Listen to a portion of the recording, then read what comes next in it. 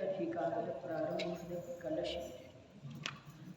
ಅಥ ಪ್ರವಿಶತಿ ಮೋಕ್ಷ ದ್ವಿಧಾ ಕೃತ್ಯ ಪ್ರಜ್ಞಾ ಕೃತಚಲನಾತ್ಮಬಂಧ ಪುರುಷೋ ನಯನ್ ಮೋಕ್ಷಂ ಸಾಕ್ಷಾತ್ ಪುರುಷಮುಪರಂ ವೈಕರ್ಯತಂ ಇದಾನೀಮನ್ವಚ್ಚ ಸಹಜ ಪರಮಾನಂದ ಸರಸಂ ಪರಂ ಪೂರ್ಣಜ್ಞಾನಂ ಕೃತ ಸಕಲ ಕೃತ್ಯಂ ವಿಜಯತೆ.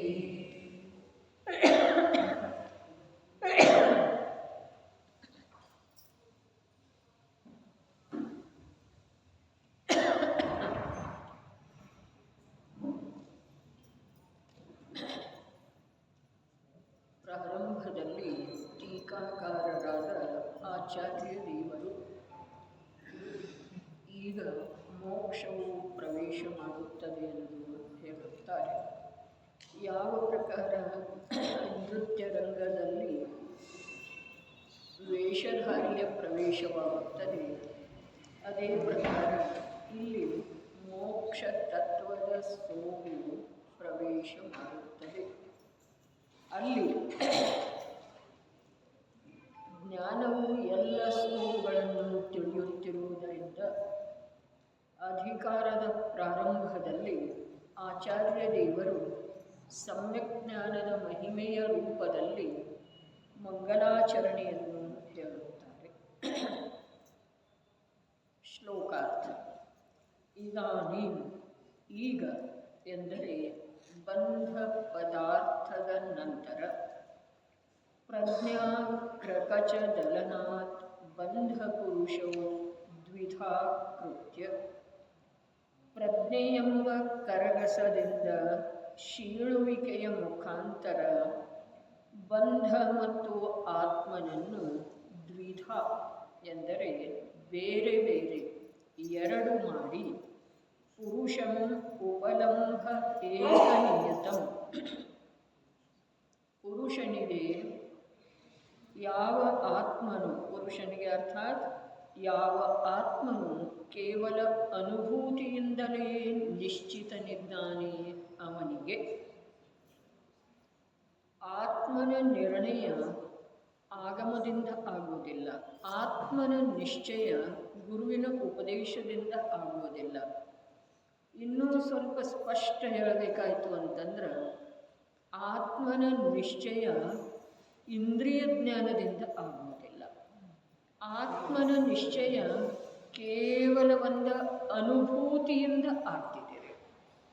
ನಾನು ಚೈತನ್ಯ ಸ್ವರೂಪದ ಆತ್ಮ ಇದ್ದೇನೆ, ರಾಗ ಸಮಯ ಸಮಯಕ್ಕೆ ಉದಿಸಿ ಬರುವಂಥ ವಿಕಾರಿ ಭಾವ ಇದೆ, ಸಂಯೋಗದ ಕಡೆಗೆ ದೃಷ್ಟಿ ಹೋಗುವುದರಿಂದ, ಜ್ಞಾನದ ಉಪಯೋಗದೊಳಗೆ ಸಂಯೋಗ ಬರುವುದರಿಂದ ಯಾವುದು ಉತ್ಪನ್ನ ಆಗಿದೆಯೋ ಅಂಥ ರಾಗ ಅಥವಾ ವಿಕಾರಿ ಭಾವ ಒಂದು ಸಮಯದ್ದಿದೆ, ಅರ್ಥಾತ್ ನನ್ನ ಸ್ವಭಾವದಿಂದ ಅದು ಬೇರೆ ಇದೆ. ಜಡಕರ್ಮಗಳ ಅವುಗಳ ತನ್ನ ಕ್ಷೇತ್ರದೊಳಗೆ ಇದ್ದಾವೆ. ದೇಹ ನನ್ನಿಂದ ಭಿನ್ನ, ಅತ್ಯಂತ ದೂರ ಸ್ಥೂಲವಾದಂಥ ಪುದ್ಗಲದ ಅವಸ್ಥಾ ವಿಶೇಷ ಇದೆ. ಈ ಪ್ರಕಾರ ಅನೇಕ ವರ್ಷಗಳವರೆಗೆ ನಾವು ಚಿಂತನೆ ಮಾಡಿದ್ರೂ, ಅನೇಕ ವರ್ಷಗಳವರೆಗೆ ಈ ಪ್ರಕಾರದ ವಿಕಲ್ಪವನ್ನು ಬುದ್ಧಿಪೂರ್ವಕ ನಮ್ಮ ಜ್ಞಾನದೊಳಗೆ ತಂದುಕೊಂಡ್ರೂ ಕೂಡ ಅದರಿಂದ ಆತ್ಮ ಎಂಥವಿದ್ದಾನೆ ಅನ್ನುವುದರದ ನಿಶ್ಚಯ ಆಗುತ್ತೆ. ಇಂಥವಿದ್ದಾನೆ ಅಂತ ಹೇಳಿ ಹೇಳ್ತಾನೆ ಇದೆಯಲ್ಲ, ಎಂಥವಿದ್ದಾನೆ? ಜ್ಞಾನದರ್ಶನ ಸ್ವಭಾವಿ, ಅರೂಪಿ, ಚಿನ್ಮಾತ್ರ ಚೈತನ್ಯ ಪ್ರಕಾಶ ಮಾತ್ರ ವಸ್ತು ಇದ್ದಾನೆ. ಅಸತ್ಯ ಇದೆ ಅಂತ ಸತ್ಯ ಇದೆ ರೀ, ಸತ್ಯವೇ ಇದೆ. ಆದರೆ ಈ ಪ್ರಕಾರದ ವಿಕಲ್ಪಾತ್ಮಕ ಜ್ಞಾನ ಅನೇಕ ವರ್ಷಗಳವರೆಗೆ ನಮ್ಮಲ್ಲಿ ವರ್ತಿಸ್ತಾ ಇದ್ರೂ ಕೂಡ ಅದರಿಂದ ಆತ್ಮನ ನಿಶ್ಚಯ ಸ್ವರೂಪ ಏನಿದೆ ಅನ್ನೋದು ನಿರ್ಧಾರಿತ ಆಗುವುದಿಲ್ಲ. ಹಾಗಾದರೆ ಯಾವಾಗ ಆಗ್ತಿದೆ? ಎಷ್ಟು ಅನೇಕ ವರ್ಷಗಳವರೆಗೆ ಈ ಪ್ರಕಾರದ ವಾಸ್ತವದಲ್ಲಿ ಆಗಮದಲ್ಲಿ ಯಾವ ಪ್ರಕಾರ ಆತ್ಮನ ಸ್ವರೂಪದ ನಿರೂಪಣೆ ಇದೆಯೋ ಆ ಪ್ರಕಾರದ ವಾಕ್ಯಗಳ ರೂಪದ ಚಿಂತನ ಮಂಥನ ವಿಕಲ್ಪ ಮಾಡಿದ ನಂತರ ಕೂಡ ಆತ್ಮ ನಿಜವಾಗಿ ಎಂಥವಿದ್ದಾನೆ ಅನ್ನೋದರದ ನಿರ್ಧಾರ ಆಗೋದಿಲ್ಲ ಅಂತಂದ್ರೆ ಏನು ಮಾಡಿದರೆ ಆಗ್ತಿದೆ? ಯಾವಾಗ ಆ ಆತ್ಮ ಅನುಭವದಲ್ಲಿ ಬರ್ತಾನೋ ಆವಾಗ ಆತ್ಮ ಇಂಥವ ಇದ್ದಾನೆ ಅನ್ನೋದ ವ್ಯವಹಾರದಿಂದ ಕಥನ ಸತ್ಯ ಇದೆ ಅಂಥೇಳಿನ ಇದುವರೆಗೆ ಅರೆ 11-9 ಪೂರ್ವದೊಳಗೆ ಆತ್ಮನ ವಿವರಣೆ ಇರಲಿಲ್ಲ.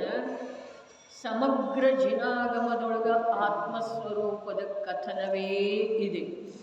ಬೆಳಿಗ್ಗೆ ಹೇಳಿದ್ದಿತ್ತು ಕರ್ಣಾನುಯೋಗ ಇರಲಿ, ಚರಣಾನುಯೋಗ ಇರಲಿ, ದ್ರವ್ಯಾನುಯೋಗ ಇರಲಿ ಅಥವಾ ಕಥಾನುಯೋಗ ಇರಲಿ, ಪ್ರತಿಯೊಂದು ಅನುಯೋಗದೊಳಗ ಒಂದು ಜ್ಞಾನ ಸ್ವಭಾವದ್ದೇ ನಿರೂಪಣೆ ಇದೆ. ಓರ್ವ ಜ್ಞಾಯಕ ಆತ್ಮನದೇ ಚರ್ಚೆ ಇದೆ. ಅದು ಯಾವ ಪ್ರಕಾರ ಜ್ಞಾನಿ ಗುರುಗಳ ಸರ್ವಜ್ಞ ಪ್ರಭುವಿನ ವಚನಾನುಸಾರ ಕೇವಲಿ ಶ್ರುತ ಕೇವಲಿಗಳು ವಚನಾನುಸಾರ ಯಾವ ಪ್ರಕಾರ ಆತ್ಮತತ್ವದ ಸ್ವರೂಪವನ್ನು ತಿಳಿಸಿಕೊಟ್ಟಿದರೋ ಅದನ್ನು ಅನೇಕ ವರ್ಷಗಳವರೆಗೆ ನಾವು ವಿಕಲ್ಪದೊಳಗೆ ಧಾರಣ ಮಾಡಿ ಆತ್ಮ ಹೀಗಿದ್ದಾನೆ, ಆತ್ಮ ಹೀಗಿದ್ದಾನೆ ಅಥವಾ ನಾನು ಹೀಗಿದ್ದೇನೆ ಎಷ್ಟೋ ಕಾಲದವರೆಗೆ ಅದರ ಚಿಂತನೆ ಮಾಡಿದರನು ಆತ್ಮ ನಿಜವಾಗಿ ಹೇಗಿದ್ದಾನೆ ಅನ್ನೋದರ ನಿರ್ಧಾರ ಆಗುವ ಸಾಧ್ಯತೆ ಇಲ್ಲ. ಹೀಗಾಗುವುದರಿಂದನ ಈ ಜೀವ ಕಳೆದ ಅನಂತ ಕಾಲದೊಳಗ ಅನಂತ ಬಾರಿ ಮನುಷ್ಯ ದೇಹವನ್ನು ಧಾರಣ ಮಾಡಿ ದಿಗಂಬರ ದೀಕ್ಷೆಯನ್ನು ಅಂಗೀಕಾರ ಮಾಡಿ ಶ್ರುತದ ಅಭ್ಯಾಸ ಆಳವಾಗಿ ಮಾಡಿದರೂ ಕೂಡ ಅದರಿಂದ ಆತ್ಮನ ನಿರ್ಧಾರ ಆಗಲಿಲ್ಲ.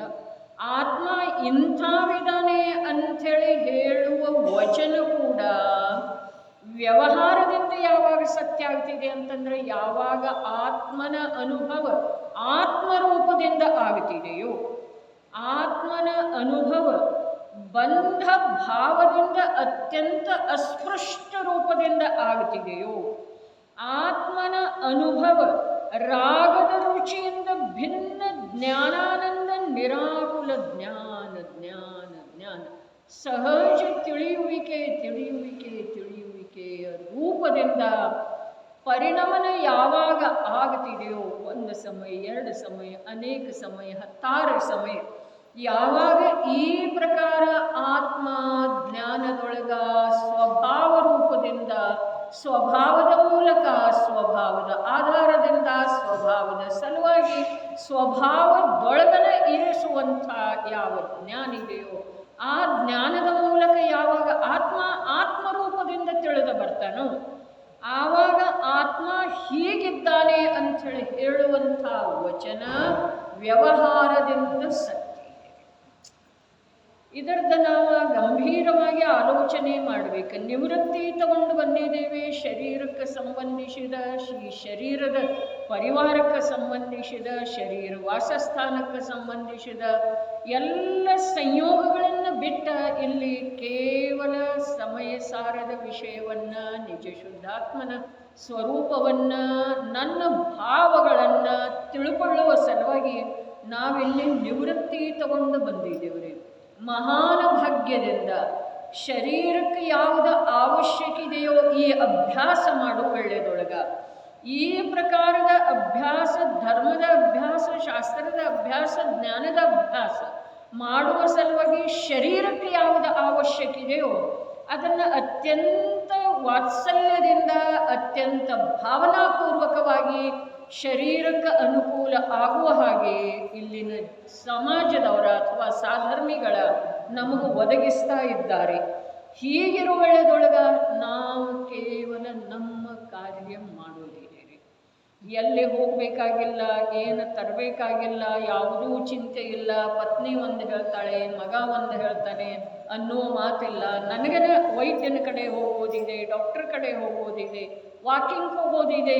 ಈ ಪ್ರಕಾರ ಶರೀರ ಮತ್ತು ಶರೀರಕ್ಕೆ ಸಂಬಂಧಿಸಿದ ಯಾವುದೇ ಸಂಯೋಗ ನಮ್ಗೆ ಈ ಭವಕ್ಕೆ ಸೀಮಿತ ಇದೆಯೋ ಅವುಗಳ ಕುರಿತಾದ ಎಲ್ಲ ಚಿಂತೆಗಳಿಂದ ನಾವು ಈಗ ಮುಕ್ತ ಆಗಿ ಬಂದಿದ್ದೇವೆ. ಅವುಗಳನ್ನು ಹಿಂದೆ ಬಿಟ್ಟು ಬಂದಿದ್ದೇವೆ. ಹೋನದ ಮೂಲಕ ಮತ್ತೆ ಅವುಗಳನ್ನು ತಮ್ಮದಾಗಿಸಿಕೊಳ್ಳುವ ಕುಚೇಷ್ಟೆ ಮಾಡಬಾರ್ದು. ಇನ್ನು ಹೀಗಿರುವ ವೇಳೆಯದೊಳಗ ಇಲ್ಲಿಯ ಹಾಸನ ನಿವಾಸಿಗಳ ಗೊಮ್ಮಟನ ಸಾನ್ನಿಧ್ಯದೊಳಗೆ ಇದ್ದುಕೊಂಡ ಎಂಥ ಒಂದು ಧರ್ಮ ವಾತ್ಸಲ್ಯ ಭಾವವನ್ನು ಬೆಳೆಸಿಕೊಂಡಿದ್ದರೋ ಆ ವಾತ್ಸಲ್ಯದ ಮೂಲಕ ನಮಗೆ ಯಾವುದು ತತ್ವಾಭ್ಯಾಸದ ಸಲುವಾಗಿ ಅವಶ್ಯಕ ಇದೆಯೋ ಅದನ್ನು ವಿಪುಲವಾಗಿ ಒದಗಿಸಿದ್ದಾರೆ. ಹೀಗಿರುವ ವೇಳೆದೊಳಗೆ ನಾವು ಆತ್ಮಸ್ವರೂಪದ ನಿರ್ಣಯ ಮಾಡುವ, ನಿರ್ಧಾರ ಮಾಡುವ ಸ್ಪಷ್ಟ ವಕ್ತವ್ಯದಿಂದ ಹೇಳಬೇಕಾದ್ರೆ ಪ್ರತ್ಯಕ್ಷ ನನ್ನ ಆತ್ಮನ ಅನುಭೂತಿಯನ್ನು ನಾನು ಮಾಡುವಂಥ ಈ ಮಂಗಲಮಯ ಅವಸರದೊಳಗ ನಾವು ಅದೊಂದೇ ಕಾರ್ಯ ಮಾಡೋದು ಕರ್ತವ್ಯ ಇದೆ ನೋಡ್ರಿ. ಇಷ್ಟು ಹೇಳಿದ ನಂತರ ಇಲ್ಲೇನು ಹೇಳ್ತಾ ಇದ್ದಾರೆ ಅದರಿಂದ ಸ್ಪಷ್ಟ ಏನು ಮಾತಾಗ್ತಿದೆ ಅಂತಂದ್ರೆ, ಪುರುಷನಿಗೆ ಯಾವ ಆತ್ಮನು ಕೇವಲ ಅನುಭೂತಿಯಿಂದಲೇ ನಿಶ್ಚಿತನಿದ್ದಾನೆ. ಆತ್ಮ ಹೀಗಿದ್ದಾನೆ ಅಂಥೇಳಿ ನಿಶ್ಚಿತವಾಗಿ ಯಾವಾಗ ತಿಳಿದು ಬರೋದ? ಅನುಭೂತಿ ಆದಾಗಲೇ. ಅನುಭೂತಿ ಆದಾಗ ಅದರ ಅಡಿ ಟಿಪ್ಪಣಿ ಏನು ಹೇಳಿದರು? ಈಗ 2 ದಿವಸದ ಹಿಂದೆ ಸ್ವಾಧ್ಯಾಯದಲ್ಲಿ, ಶುಕ್ರವಾರದ ಸ್ವಾಧ್ಯಾಯದಲ್ಲಿ, ನಿತ್ಯ ಸ್ವಾಧ್ಯಾಯದಲ್ಲಿ ಬಂದದ್ದು ಇತ್ತು. ಏನು ಬಂದದ್ದು ಇತ್ತು ಅಂತಂದ್ರೆ, ಜೀವ ಅನುಭವ ಸ್ವರೂಪಿ ಅದ. ಜೀವದ ನಿರಂತರದ ಕಾರ್ಯ ಅನುಭವವೇ ಇದೆ. ಆದರೆ ಅನುಭವ ಯಾವುದರದಾಗ್ತಿದೆ ಅಂತಂದ್ರೆ ತನ್ನ ಅಶುದ್ಧ ಅಥವಾ ಶುದ್ಧ ಜ್ಞಾನದ್ದಾಗ್ತಿದೆ ರೀ. ಈ ಜೀವದ ಜ್ಞಾನದೊಳಗೆ ಅರೆ ವಿಷಯವನ್ನು ಲಕ್ಷ್ಯದೊಳಗೆ ತಂದುಕೊಳ್ಳೋದ ಬರೀ 3 ದಿವಸ ಆಗಿದೆ ರೀ. ಶುಕ್ರವಾರ ದಿವಸದ ಸ್ವಾಧ್ಯಾಯದಲ್ಲಿ ಬಂದದ್ದೇ ಇದೆ. ಒಂದು ಮತ್ತೆ ಹೇಳಿದ್ರೆ ಏನು ತಪ್ಪಿದೆ? ಮತ್ತೆ ಹೇಳೋದಲ್ಲ, ಮತ್ತದನ್ನು ವಿಚಾರದ ಭೂಮಿಕೆಯೊಳಗೆ, ಜ್ಞಾನದ ಭೂಮಿಕೆಯೊಳಗೆ ತಂದುಕೊಂಡ ಅದನ್ನು ಸ್ಪಷ್ಟ ಮಾಡಿಕೊಳ್ಳುತ್ತಾರೆ. ಏನು? ಪ್ರತಿಯೊಂದು ಜೀವದ ಸ್ವಭಾವ ಸಂವೇದನಾತ್ಮಕ ಇದೆ. ಅನುಭವ ಆಗ್ತಿದೆ. ಯಾವಾಗ ಆಗ್ತಿದೆ? ಪ್ರತಿ ಸಮಯಕ್ಕೆ ಆಗ್ತಿದೆ. ಸಮಯ ಅರ್ಥಾತ್ ಕಾಲದ ಅತ್ಯಂತ ಸೂಕ್ಷ್ಮ ಅವಧಿ ವಿಭಾಗ. ಪ್ರತಿ ಸಮಯಕ್ಕ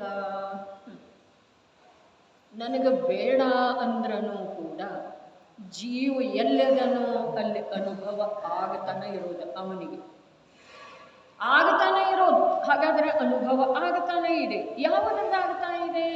ಅವನಿಗೆ ಯಾವುದು ತಿಳಿದು ಬರ್ತಾ ಇದೆಯೋ ಅದಾಗ್ತಾ ಇದೆ. ಅವನಲ್ಲಿ ತಿಳಿಯುವ ಜ್ಞಾನ ಏನಿದೆ ಅದರೊಳಗೆ 2 ಪ್ರಕಾರದ ಸಾಮರ್ಥ್ಯ ಹೇಳಿತ್ತು ರೀ. ಕೇಳಿಲ್ಲ ಅಂಥೇಳಿ ಅನ್ನಿಸ್ತಿದೆ, ಕೇಳಿದ್ರೆ ಮನೋಯೋಗದಿಂದ ಕೇಳಿಲ್ಲ ಅನ್ನಿಸ್ತಿದೆ. 2 ಪ್ರಕಾರದ ಶಕ್ತಿ ಇದೆ, ಸ್ವ ಮತ್ತು ಪರವನ್ನು ತಿಳಿಯುವಂಥದ್ದು. ಅನುಭವ ಜ್ಞಾನದ್ದಾಗ್ತಿದೆ. ಜ್ಞಾನ 2 ಪ್ರಕಾರದ ಕಾರ್ಯ ಮಾಡ್ತಿದೆ. ಅದರೊಳಗೆ ಸಾಮರ್ಥ್ಯ ಇದೆ. ಸ್ವವನ್ನೂ ತಿಳಿಯಬಹುದು, ಪರವನ್ನೂ ತಿಳಿಯಬಹುದು. ಸ್ವಪರ ಪ್ರಕಾಶಕ ಜ್ಞಾನ ಅಂಥೇಳಿ ಏನು ಹೇಳಿದ್ರು ಅದು ಸರ್ವ ಅವಸ್ಥೆಯಲ್ಲಿ ಇದೆ ರೀ. ಜೀವನಿಗೆ ನಿಗೋಧಾವಸ್ಥೆಯಲ್ಲಿ ಕೂಡ ಇದೆ ರೀ. ಹಾಗಾದರೆ ನನ್ನಲ್ಲೇ ಜ್ಞಾನ ಎಂಥದ್ದಿದೆ? ನಿಗೋಧಾವಸ್ಥೆಯಲ್ಲಿ ಹೇಗಿದೆ? ಏನು ಸ್ವವನ್ನು ತಿಳಿತಿದೆ, ಏನು ಪರವನ್ನು ತಿಳಿತಿದೆ, ಅದರ ಚೌಕಾಶಿ ಈಗ ನಮಗೆ ಬೇಕಾಗಿಲ್ಲ. ಯಾಕೆ ಅಂತಂದ್ರೆ ಅದನ್ನು ಉಲ್ಲಂಘನೆ ಮಾಡಿ ದಾಂಟಿ ಜಯಿಸಿ ಬಂದಿದ್ದೇವ್ರಿ. ಮತ್ತು ಅಲ್ಲಿ ಹೋಗುವುದು ಇಲ್ಲ ಅನ್ನೋದರ ಸಲುವಾಗಿನ ಇದೆಲ್ಲ ಉದ್ಯಮ ನಡೆದದ್ದು ಇದೆ. ಹಾಗಾದರೆ ಇಲ್ಲಿ ವರ್ತಮಾನದೊಳಗೆ ಸಂಜ್ಞೆ ಪಂಚೇಂದ್ರಿಯ ಅವಸ್ಥೆ ಇರುವ ವೇಳೆದೊಳಗೆ ನಮ್ಮ ಜ್ಞಾನದ ಸಾಮರ್ಥ್ಯ ಅಂತದ್ದಿದೆ, ಸ್ವ ಮತ್ತು ಪರಗಳನ್ನು ತಿಳಿಯುವಂಥದ್ದು ಇದೆ. ಹಾಗಾದರೆ ಸ್ವ ಮತ್ತು ಪರಗಳನ್ನು ತಿಳಿಯುವಂಥದ್ದ ಅಂಥೇಳಿ ಆಗಮದ ವಚನವನ್ನು ಕೇಳಿ ನಾನು ಸ್ವ ಜ್ಞಾನದರ್ಶನ ಸ್ವಭಾವಿ ಇದ್ದೇನೆ, ಈ ದೇಹಾದಿ ಇವು ಪರದ್ರವ್ಯ ಇದ್ದಾವೆ, ಇವು ಏನನ್ನೂ ತಿಳಿಯುವುದಿಲ್ಲ, ಇವು ನನ್ನ ಜ್ಞಾನದೊಳಗ ತಿಳಿದು ಬರುವಂಥ ವಿಷಯ ಇದ್ದಾವೆ. ಇಷ್ಟು ನಾವು ಸ್ವಪರ ಪ್ರಕಾಶಕ ಜ್ಞಾನ ಸಾಮರ್ಥ್ಯದ ವ್ಯಾಖ್ಯಾ ಮಾಡ್ತೇವೆ. ಆದರೆ ಸ್ವಪರ ಪ್ರಕಾಶಕ ಜ್ಞಾನದ ಮಾತು ಈಗ ಮೊನ್ನೆ ಹೇಳಿದ್ದಕ್ಕಿಂತ ಸೂಕ್ಷ್ಮ, ಶುಕ್ರವಾರ ಹೇಳಿದ್ದಕ್ಕಿಂತ ಸೂಕ್ಷ್ಮ ಈಗ ಏನಿದೆ ಅಂತಂದ್ರೆ ಸ್ವಪರ ಪ್ರಕಾಶಕ ಜ್ಞಾನದ ಸಾಮರ್ಥ್ಯ ಸ್ವವನ್ನೂ ತಿಳಿಯುವುದಿದೆ, ಪರವನ್ನೂ ತಿಳಿಯುವುದಿದೆ. ಪರವನ್ನು ತಿಳಿಯುವುದರಿಂದ ಆ ಪರದೊಳಗೆ ಯಾವ ತಿಳಿಯುವುದು ಬಂದ ಸಮಯದೊಳಗಾಗ್ತಿದೆ, ಆ ತಿಳಿದ ನಂತರ ಆ ಪರಕ್ಕೆ ಸಂಬಂಧಿಸಿದ ಇಷ್ಟ ಅನಿಷ್ಟ ಬುದ್ಧಿ ಅದೇ ಸಮಯದೊಳಗಾಗ್ತಿದೆ. ಆ ಇಷ್ಟ ಅನಿಷ್ಟಕ್ಕೆ ಸಂಬಂಧಿಸಿದ ಹಾಗೆ ಸುಖ ದುಃಖ ಅಥವಾ ಹರ್ಷ ವಿಷಾದ ಅದೇ ಸಮಯದೊಳಗೆ ಆಗ್ತಿದೆ ಅನುಭವ. ಇಂಥ ಯಾವ ಜ್ಞಾನ ಸ್ವಭಾವ ಇದೆಯೋ ಆ ಜ್ಞಾನದೊಳಗ ಯಾವ ಸ್ವಪರ ಪ್ರಕಾಶಕ ಅಂಥೇಳಿ ಹೇಳಿದ್ದಿತ್ತು, ಅದರಲ್ಲೇ ನೋಡ್ರಿ ಇವಾಗ ಸೂಕ್ಷ್ಮತೆ ಏನ ಮೊನ್ನೆ ಬರದೇ ಇರುವಂಥ ವಿಷಯ ಈ ಅಷ್ಟಾನಿಕದ ನಿಮಿತ್ತದಿಂದನ ಈ ಮಹಾವೀರ ಭವನದೊಳಗನ ಈ ನಿವೃತ್ತಿ ಪೂರ್ವಕ ಜ್ಞಾನದ ಪ್ರವೃತ್ತಿಯೊಳಗನ ಸ್ಪಷ್ಟ ಆಗಿರುವಂಥ ಜ್ಞಾನ ಏನ ಸ್ವಪರ ಪ್ರಕಾಶಕ ಅಂತಂದ್ರೆ ಏನ, ಪರವನ್ನ ತಿಳಿತಾ ಇರುವಂಥ ತನ್ನ ಜ್ಞಾನವನ್ನು ಪ್ರಕಾಶಿತ ಮಾಡ್ತಿದ್ದೇವೆ. ಪರವನ್ನ ತಿಳಿತಾ ಇರುವಂಥ ಯಾವುದು ತಿಳಿತಾ ಇದೆ, ತನ್ನ ಜ್ಞಾನ ತಿಳಿತಾ ಇದೆ. ಹಾಗಾದ್ರೆ ಏನನ್ನ ತಿಳಿತಾ ಇದೆ, ಪರವನ್ನ ತಿಳಿತಾ ಇದೆ. ಹಾಗಾದ್ರೆ ಪರವನ್ನ ತಿಳಿತಾ ಇರುವಂಥ ತನ್ನ ಜ್ಞಾನವನ್ನ ಪರರೂಪವಾಗಿ ಅನುಭವ ಮಾಡೋದಾ, ಅಥವಾ ಯಾವ ರೀತಿ ತಿಳಿತಾ ಇದೆ, ಏನೇನು ತಿಳಿತಾ ಇದೆ ಅಂತ ಹೇಳಿತು, ನಾನು ಅಂತಿದೆ, ನನಗೆ ಲಾಭ ಹಾನಿ ಅಂತಿದೆ, ಆ ಲಾಭ ಹಾನಿಗೆ ಸಂಬಂಧಿಸಿದ ಹಾಗೆ ರಾಗದ್ವೇಷ ಇದೆ ಅಥವಾ ಇಷ್ಟ ಅನಿಷ್ಟ ಇದೆ, ಆ ಇಷ್ಟ ಅನಿಷ್ಟಕ್ಕೆ ಸಂಬಂಧಿಸಿದ ಹಾಗೆ ಅದೇ ಕ್ಷಣದೊಳಗೆ ಪ್ರಕಟ ಇದೆ ಹರ್ಷ ಅಥವಾ ವಿಷಾದ, ಸುಖ ಅಥವಾ ದುಃಖ. ಹಾಗಾದರೆ ಈಗ ಈ ಸಮಯದ ಜ್ಞಾನದೊಳಗ ಬರ್ತಾ ಇರುವ ಸ್ವಪರ ಪ್ರಕಾಶಕದ ಸ್ಪಷ್ಟತೆ ಏನ ಅಂತಂದ್ರೆ, ಯಾವ ಪರವನ್ನು ನನ್ನ ಜ್ಞಾನ ಈ ಸಮಯದಲ್ಲಿ ತಿಳಿತಾ ಇದೆಯೋ ಆ ತಿಳಿಯುವಿಕೆಯೊಳಗೆ ಯಾವುದು ತಿಳಿದು ಬರ್ತಾ ಇದೆಯೋ, ಯಾವ ಪರವನ್ನ ನನ್ನ ಜ್ಞಾನ ಈ ಸಮಯದೊಳಗೆ ತನ್ನ ಸಾಮರ್ಥ್ಯದಿಂದ ತಿಳಿತಾ ಇದೆಯೋ ಆ ತಿಳಿದು ಬರುವಂಥ ವಿಷಯದೊಳಗ ಯಾವ ತನ್ನತನದ ಭ್ರಾಂತಿ ಇದೆಯೋ ಆ ಜ್ಞಾನ ಏನಿದೆ ಅದ ಅಜ್ಞಾನ ಇದೆ ಅಥವಾ ಬಂಧದ ಕಾರಣ ಇದೆ, ಅದು ಕೇವಲ ಪರದ ವಿಕೃತ ಜ್ಞಾನ ಇದೆ. ಯಾವುದನ್ನು ಹೇಳಿದ್ರು, ಪರವನ್ನ ಯಾವ ನನ್ನ ಜ್ಞಾನ ಸ್ವಯಂ ತನ್ನ ಸಾಮರ್ಥ್ಯದಿಂದ ಯಾವ ಪರವನ್ನ ತಾನು ತನಗ ಅನುಕೂಲ, ತನಗ ಲಾಭ ಮಾಡುವಂಥದ್ದ, ತನಗ ಸುಖ ಮಾಡುವಂಥದ್ದ ಅಂಥೇಳಿ ನಾನಾ ಪ್ರಕಾರದಿಂದ ತಿಳಿತಾ ಇದೆಯೋ ಅದು ಯಾರ್ದು ಜ್ಞಾನ ಇದೆ ರೀ? ನನ್ನ ಜ್ಞಾನ ಇದೆ. ಆ ಜ್ಞಾನದ ಆ ವರ್ತಮಾನ ಸಮಯದ ಯೋಗ್ಯತೆ ಅಂಥದ್ದಿದೆ, ಆ ಪ್ರಕಾರ ತಿಳಿತಾ ಇದೆ. ಅದು ಪರದ ಜ್ಞಾನ ಇದೆ, ಸ್ವಜ್ಞಾನ ಇದೆ, ಸ್ವಪರ ಜ್ಞಾನ ಇದೆ. ಅದು ಪರದ ಜ್ಞಾನ ಅಲ್ಲ. ಯಾಕಲ್ಲ ಅಂತಂದ್ರೆ ಅದು ಪರದ್ದ ಅಂಥೇಳಿ ನನಗೆ ಗೊತ್ತೇ ಇಲ್ಲಲ್ಲ, ಅದನ್ನೇ ನಾನು ಅಂತ ಇದ್ದೇನೆ, ನಾನು ಅದರದೇ ಅನುಭವ ಆಗ್ತಾ ಇದೆ ನನಗೆ. ಅದು ಪರದ ಜ್ಞಾನ ಅಲ್ಲ, ಅದು ಸ್ವದ ಜ್ಞಾನ ಅಂತೂ ಅಲ್ಲವೇ ಇಲ್ಲ. ಯಾಕೆ ಅಂತಂದ್ರೆ ಯಾವುದು ಸ್ವದ ಜ್ಞಾನ ಇದೆಯೋ, ಸ್ವಸ್ವಭಾವದ ಸ್ವಸ್ವರೂಪದ ತಿಳಿವಳಿಕೆ ಅಥವಾ ಜ್ಞಾನ ಇದೆಯಲ್ಲ, ಅದು ನಿರಾಕುಲ ಜ್ಞಾನ ಜ್ಞಾನ ಇದೆ ರೀ. ಹಾಗೂ ಇಲ್ಲಿ ನಮಗೆ ಅನ್ನಿಸ್ತಾ ಇಲ್ಲ ಅಂದಮೇಲೆ ನನ್ನ ಜ್ಞಾನ ಯಾವುದನ್ನ ಪ್ರತಿ ಸಮಯಕ್ಕೆ ಅನಾದಿ ಅಭ್ಯಾಸದ ಸಂಸ್ಕಾರದಿಂದ ಈಗ ತಿಳಿತಾ ಇದೆಯೋ ಆ ಜ್ಞಾನ ಪರದ ಜ್ಞಾನನೂ ನಿಜವಾಗಿ ಅಲ್ಲ, ಸ್ವದ ಜ್ಞಾನಂತೂ ಅಲ್ಲವೇ ಅಲ್ಲ. ಆದರೂ ಕೂಡ ಪರಕ್ಕೆ ಸಂಬಂಧಿಸಿದ ಹಾಗೆ ಏಕತ್ವ, ಅಪನತ್ವ, ಮಮತ್ವ, ಸ್ವಾಮಿತ್ವ, ಕರ್ತೃತ್ವ, ಭೋಕ್ತೃತ್ವ ರೂಪದಿಂದ ಪರಿಣಮಿಸ್ತಾ ಇರುವಂಥ ನನ್ನ ಜ್ಞಾನ ಅದು ಆಯಾ ರೂಪದಿಂದ ಪರಿಣಮಿಸಿದರೂ ಕೂಡ ಜ್ಞಾನವೇ ಇದೆ, ಜ್ಞಾನವೇ ಇದೆ, ಜ್ಞಾನವೇ ತಿಳಿದು ಬರ್ತಾ ಇದೆ ಅಂಥೇಳಿ ಆ ಜ್ಞಾನ ನನ್ನದೇ ಇದೆ, ವಿಕೃತ ಇದೆ. ತಿಳಿತೇನ್ರಿ? ನನ್ನದೇ ಅರ್ಥಾತ್ ನಾನೇ ಇದ್ದೇನೆ, ಆದ್ರೆ ಅದು ನನ್ನ ನೈಜ ಸ್ವರೂಪ ಅಲ್ಲ, ಅದು ನನ್ನ ವರ್ತಮಾನದ ವಿಕೃತಿ ಇದೆ. ಈ ಪ್ರಕಾರ ಆದ ನಂತರ ಇಲ್ಲಿ ಭೇದಜ್ಞಾನದ ಕರಗಸದ ಮಾತು ಹೇಳಿದರೆ, ಸಾಕ್ಷಾತ್ ಮೋಕ್ಷದ ಮಾತು ಹೇಳಿದರೆ. ಇದು ಬೆಳಗ್ಗೆ ಸ್ವಲ್ಪ ಹೇಳಿದ್ದಿತ್ತು. ಏನ ಹೇಳ್ತಾ ಇರುವಂಥ ಜೀವ ಸಾಧಕ ಇದ್ದಾನೆ, 7ನೇ ಗುಣಸ್ಥಾನದೊಳಗೆ ಇದ್ದಾನೆ. ಅದರ ಮೇಲೆ ಯಾವ ವಚನಿಕೆಯನ್ರಿ ಅಥವಾ ಅದರದ ಅನುವಾದನ್ರಿ ಮಾಡ್ತಾ ಇರುವಂಥ ಜೀವ 4ನೇ ಗುಣಸ್ಥಾನವರ್ತಿ ಜಯಚಂದ್ರ ಛಾಬಡ ಅಡಿ ಟಿಪ್ಪಣಿ ಬರೆದಿದ್ದಾರೆ ಅಂಥೇಳಿ ಹೇಳಿದ್ರು. ಅವರೇನು ಹೇಳಿದರು? ಸ್ವರೂಪಾನುಭವವು ಎಷ್ಟಿದೆ ಅಷ್ಟೇ ಆತ್ಮವಿದೆ. ಸ್ವರೂಪಾನುಭವವು ಎಷ್ಟಿದೆ ಅಷ್ಟೇ ಆತ್ಮವಿದೆ. ಯಾವುದರಿಂದ? ಭೇದಜ್ಞಾನದ ಕರಗಸದಿಂದ ನೋಡಿದ ನಂತರ ನಿರಂತರ ಭೇದಜ್ಞಾನದ ಕರಗಸವನ್ನು ಅಲ್ಲಿ ಇಟ್ಟು ಎಳೆದ ನಂತರ 2 ವಿಭಾಗ ಪ್ರತ್ಯಕ್ಷ 2 ತುಂಡು ಇನ್ನೂ ಆಗಿಲ್ಲ ಏನ್ರಿ?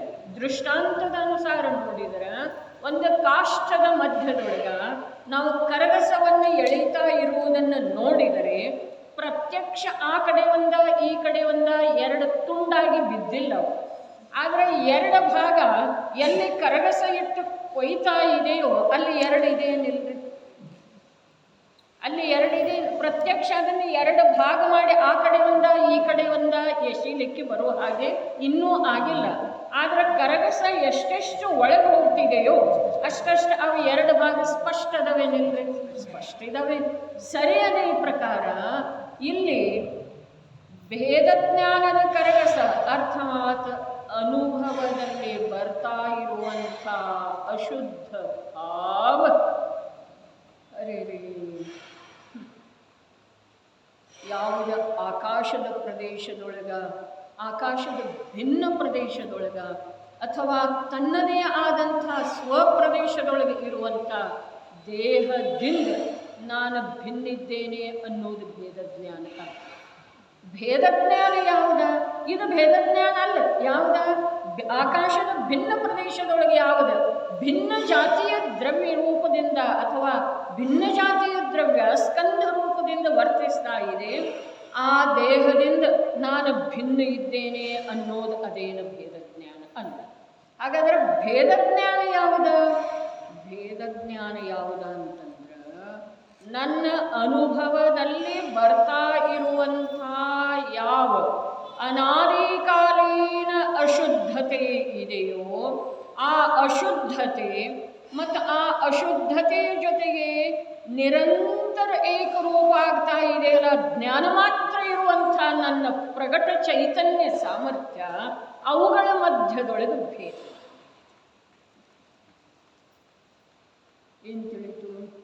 ಅನಾದಿ ಅಭ್ಯಾಸದಿಂದ ಪರ್ಯಾಯದಲ್ಲಿ ಉದಿಸಿ ಬರ್ತಾ ಇರುವಂಥ ಅಶುದ್ಧ ಭಾವ, ಅನಾದಿ ಅಭ್ಯಾಸದಿಂದ ಪರ್ಯಾಯದಲ್ಲಿ ತನ್ನಷ್ಟಕ್ಕೆ ತಾನೇ ಉದಿಸಿ ಬರ್ತಾ ಇರುವಂಥ ಅಶುದ್ಧ ಭಾವ ಮತ್ತು ತ್ರಿಕಾಲ ಶುದ್ಧ ಅರ್ಥಾತ್ ಜ್ಞಾನ. ಜ್ಞಾನ ಶುದ್ಧ ಅಂದ್ರೆ ಅಲ್ಲಿ ಬೇರೆ ಏನು ಅರ್ಥ ಮಾಡೋದಿಲ್ಲ, ಬರೇ ಜ್ಞಾನ ಜ್ಞಾನ ಜ್ಞಾನ ಜ್ಞಾನ ಜ್ಞಾನ.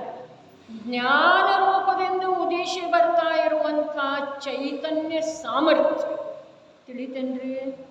ಒಂದ ಅನಾದಿ ಅಭ್ಯಾಸದ ಅನುಸಾರ ಉದಿಸಿ ಬರ್ತಾ ಇರುವಂಥ ಅಶುದ್ಧ ಭಾವ, ಇನ್ನೊಂದ ಯಾವುದು ಜ್ಞಾನ ಜ್ಞಾನ ಜ್ಞಾನ ಮಾತ್ರವೇ ಇರುವಂಥ ಚೈತನ್ಯ ಸಾಮರ್ಥ್ಯ ಪ್ರತಿ ಸಮಯಕ್ಕೆ ಪ್ರಗಟ ಆಗ್ತಾ ಇದೆ. ಚೈತನ್ಯ ಸಾಮರ್ಥ್ಯ ಪ್ರತಿ ಸಮಯಕ್ಕೆ ಪ್ರಗಟ ಆಗ್ತಾ ಇದೆ. ಯಾವ ರೂಪದಿಂದ? ಚೈತನ್ಯ ರೂಪದಿಂದ, ಜ್ಞಾನ ರೂಪದಿಂದ ಪ್ರತಿ ಸಮಯಕ್ಕೆ ಪ್ರಗಟ ಆಗ್ತಾ ಇದೆ. ಮತ್ತು ಅಲ್ಲಿ ಪ್ರತಿ ಸಮಯಕ್ಕೆ ಅಶುದ್ಧತೆ ಮೂಡಿ ಬರ್ತಾ ಇದೆ. ಅದು ಅನಾದಿ ಸಂಸ್ಕಾರಣ ಆಗಿದೆ. ತನ್ನಷ್ಟಕ್ಕೆ ತಾನದ ಅಲ್ಲಿ ಅಶುದ್ಧತೆ ಅಶುದ್ಧತೆ ಅಶುದ್ಧತೆಯೇ ಅಶುದ್ಧತೆ ಮೂಡಿ ಬರ್ತಾ ಇದೆ. ಇಲ್ಲಿ ಜ್ಞಾನ ಜ್ಞಾನ ಜ್ಞಾನ ರೂಪದಿಂದ ಆತ್ಮನ ಸಾಮರ್ಥ್ಯ ಪ್ರತಿ ಸಮಯಕ್ಕೆ ಪ್ರಗಟ ಇದೆ. ಅವು ಎರಡೂ ಒಂದಾಗೋಕ್ಕಿಂತ ಮುಂಚೆ ಅವು ಎರಡೂ ಹೇಗೆ ಬೇರೆ ಇದಾವೆಯೋ ಹಾಗೆ ಬೇರೆ ಅಂಥೇಳಿ ನೋಡುವುದೇ ಅದು ಆತ್ಮನ ಸ್ವಭಾವ ಇದೆ. ನೋಡುವುದರ್ಥಾತ್ ನೋಡ್ತಾ ಇದ್ದ ಹಾಗೆ ಅವನಿಗೆ ಅನುಭವ ಆಗೇ ಆಗ್ತಿದೆ. ಯಾವುದರದ್ದಾಗ್ತಿದೆ? ಯಾವುದ ಜ್ಞಾನದ ವಿಷಯ ಇದೆಯೋ ಅದು ಅನುಭವದ ವಿಷಯ ತಾನಾಗೇ ಆಗ್ತಿದೆ, ಯಾವ ಪ್ರಯತ್ನನೂ ಬೇಕಿಲ್ಲ. ಹಾಗಾದ್ರೆ ಇಲ್ಲಿ ಭೇದ ಜ್ಞಾನದ ಮೂಲಕ ಬಂಧ ಭಾವ ಮತ್ತು ಆತ್ಮ ಅರ್ಥಾತ್ ಎರಡು ತತ್ವ, ಒಂದು ಜೀವ ತತ್ವ ಇದೆ, ಒಂದು ಬಂಧ ತತ್ವ ಇದೆ. ಅವು ಎರಡೂ ಸೇರಿಕೊಂಡಿದ್ದಾವೆ ಅನಾದಿ ಕಾಲದಿಂದ. ಅವು ಎರಡನ್ನೂ ಈಗ ತತ್ವದ ಅಭ್ಯಾಸದ ಮೂಲಕ, ತತ್ವದ ಅಭ್ಯಾಸ ಅಂತಂದರೆ 7 ತತ್ವಗಳ ಸ್ವರೂಪವನ್ನು ಯಾಕೆ ಹೇಳಿದಾರಲ್ಲ, ಹಾಗೆ ಜ್ಞಾನದೊಳಗ ಈ ಬಂಧ ರೂಪದ ತತ್ವ ಮತ್ತು ಜೀವರೂಪದ ತತ್ವ ಯಾವ ಪ್ರಕಾರ ಆಗಮದಲ್ಲಿ ಜ್ಞಾನಿ ಪುರುಷರ, ಅನುಭವಿ ಪುರುಷರ, ಧರ್ಮಾತ್ಮ ಪುರುಷರ, ವೀತರಾಗಿ ಸಂತರ, ಸರ್ವಜ್ಞ ಭಗವಂತರ ಯಾವ ಪ್ರಕಾರ ಆ ಎರಡು ತತ್ವಗಳ ಭಿನ್ನ ಸ್ವರೂಪವನ್ನು ಹೇಳಿದರೋ ಅದೇ ಪ್ರಕಾರದ ಅಭ್ಯಾಸ ಆಂತರ್ಯದೊಳಗೆ ಮಾಡುವುದು. ಯಾವ ಪ್ರಕಾರದ? ಇಲ್ಲಿ 2 ತತ್ವ ಅದಾವನರಿ.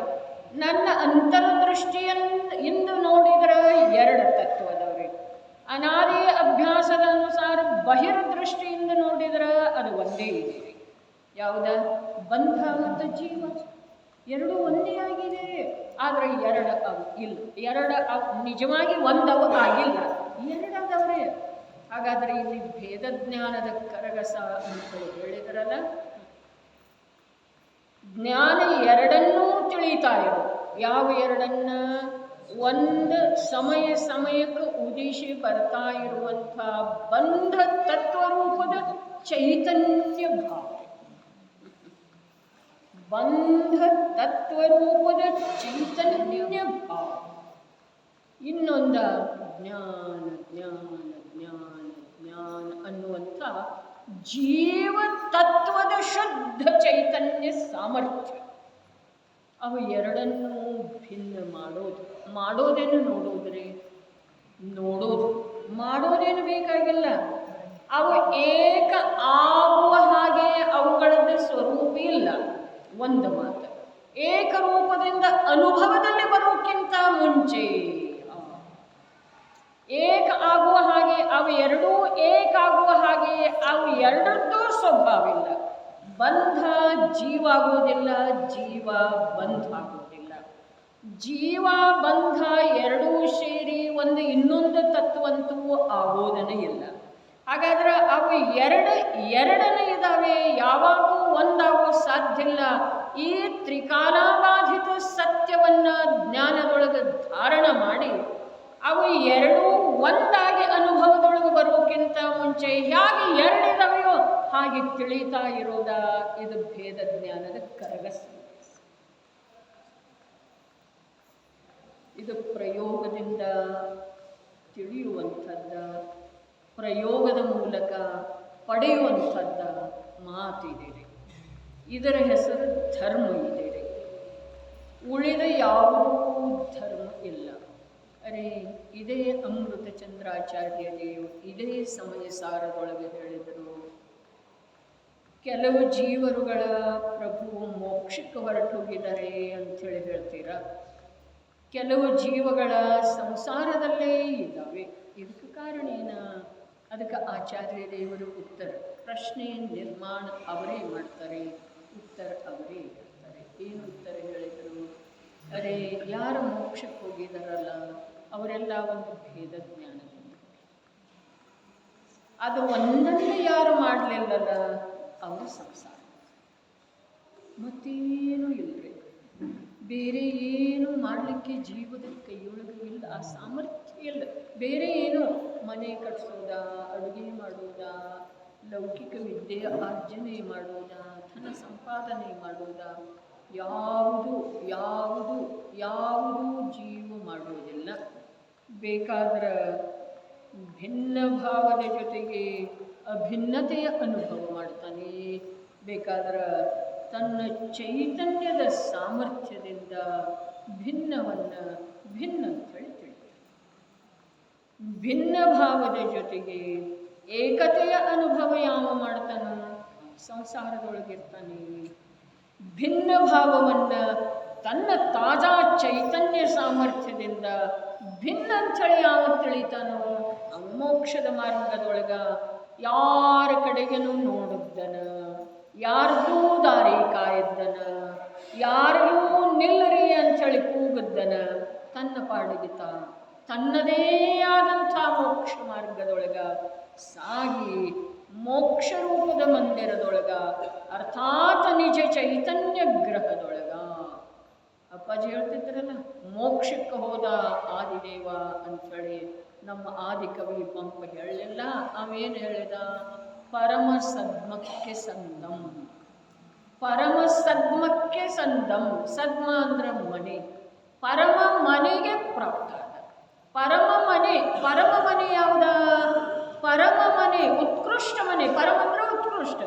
ಉತ್ಕೃಷ್ಟ ಮನೆ ಯಾವ್ದ? ಯಾವ ಮನೆ ನಮ್ಮನ್ನ ಶವ ಮಾಡಿಬಿಡುವುದಿಲ್ಲವೋ ಅದು ನಿಜವಾಗಿ ಉತ್ಕೃಷ್ಟ ಮನೆ. ಅಶೋಕನ್ನಾಗಿ ಹೇಳಿದ್ರಲ್ಲ, ಬೆಂಗಳೂರಲ್ಲಿ ಮನೆಯೆಲ್ಲ ತೋರಿಸಿದಾರೆ ಅವರ. ₹1,00,000 ಬಾಗಿಲ, ಪ್ರವೇಶ ದ್ವಾರ ₹1,00,000. ಆಗಿನ ಕಾಲದೊಳಗೆ ಈಗ ಲಕ್ಷಕ್ಕಿಲ್ಲ. ಆಮೇಲೆ ಎಲ್ಲ ತೋರಿಸಿದ ನಂತರ ಕೈಸಾಲಗ ಪಂಡಿತ್ಜಿ ಅಂಥೇಳಿ ಅಶೋಕ ಭಾಯಿ ಕೇಳಿದ್ರು. ಆಗ ಅಪ್ಪಾಜಿ ಹೇಳಿದರು, ಮನೆ ಏನೋ ಸುಂದರ ಇದೆ, ಆದರೆ ನಿಮ್ಮನ್ನು ಶವ ಮಾಡಿ ಹೊರಗೆ ಹಾಕ್ತೀವಿ. ಮನೆ ಶವ ಮಾಡಿ, ಮನೆಯಿಂದ ಶಾಶ್ವತ ರೂಪವಾಗಿ ಈ ಜೀವ ಹೇಗೆ ಹೋಗ್ತಾನ್ರಿ? ಶವದ ರೂಪದಲ್ಲಿ. ಅಲ್ಲಿ ಆದಿದೇವನ ಮೋಕ್ಷ ಯಾಕೆ ಹೇಳಿದ ನಮ್ಮ ಮಹಾಕವಿ ಪಂಪ? ಪರಮ ಸದ್ಮಕ್ಕೆ ಸಂದಂ. ಅಲ್ಲಿಂದ ಅವನನ್ನು ಯಾರೂ ಹೊರಗೆ ಹಾಕೋದಿಲ್ಲ.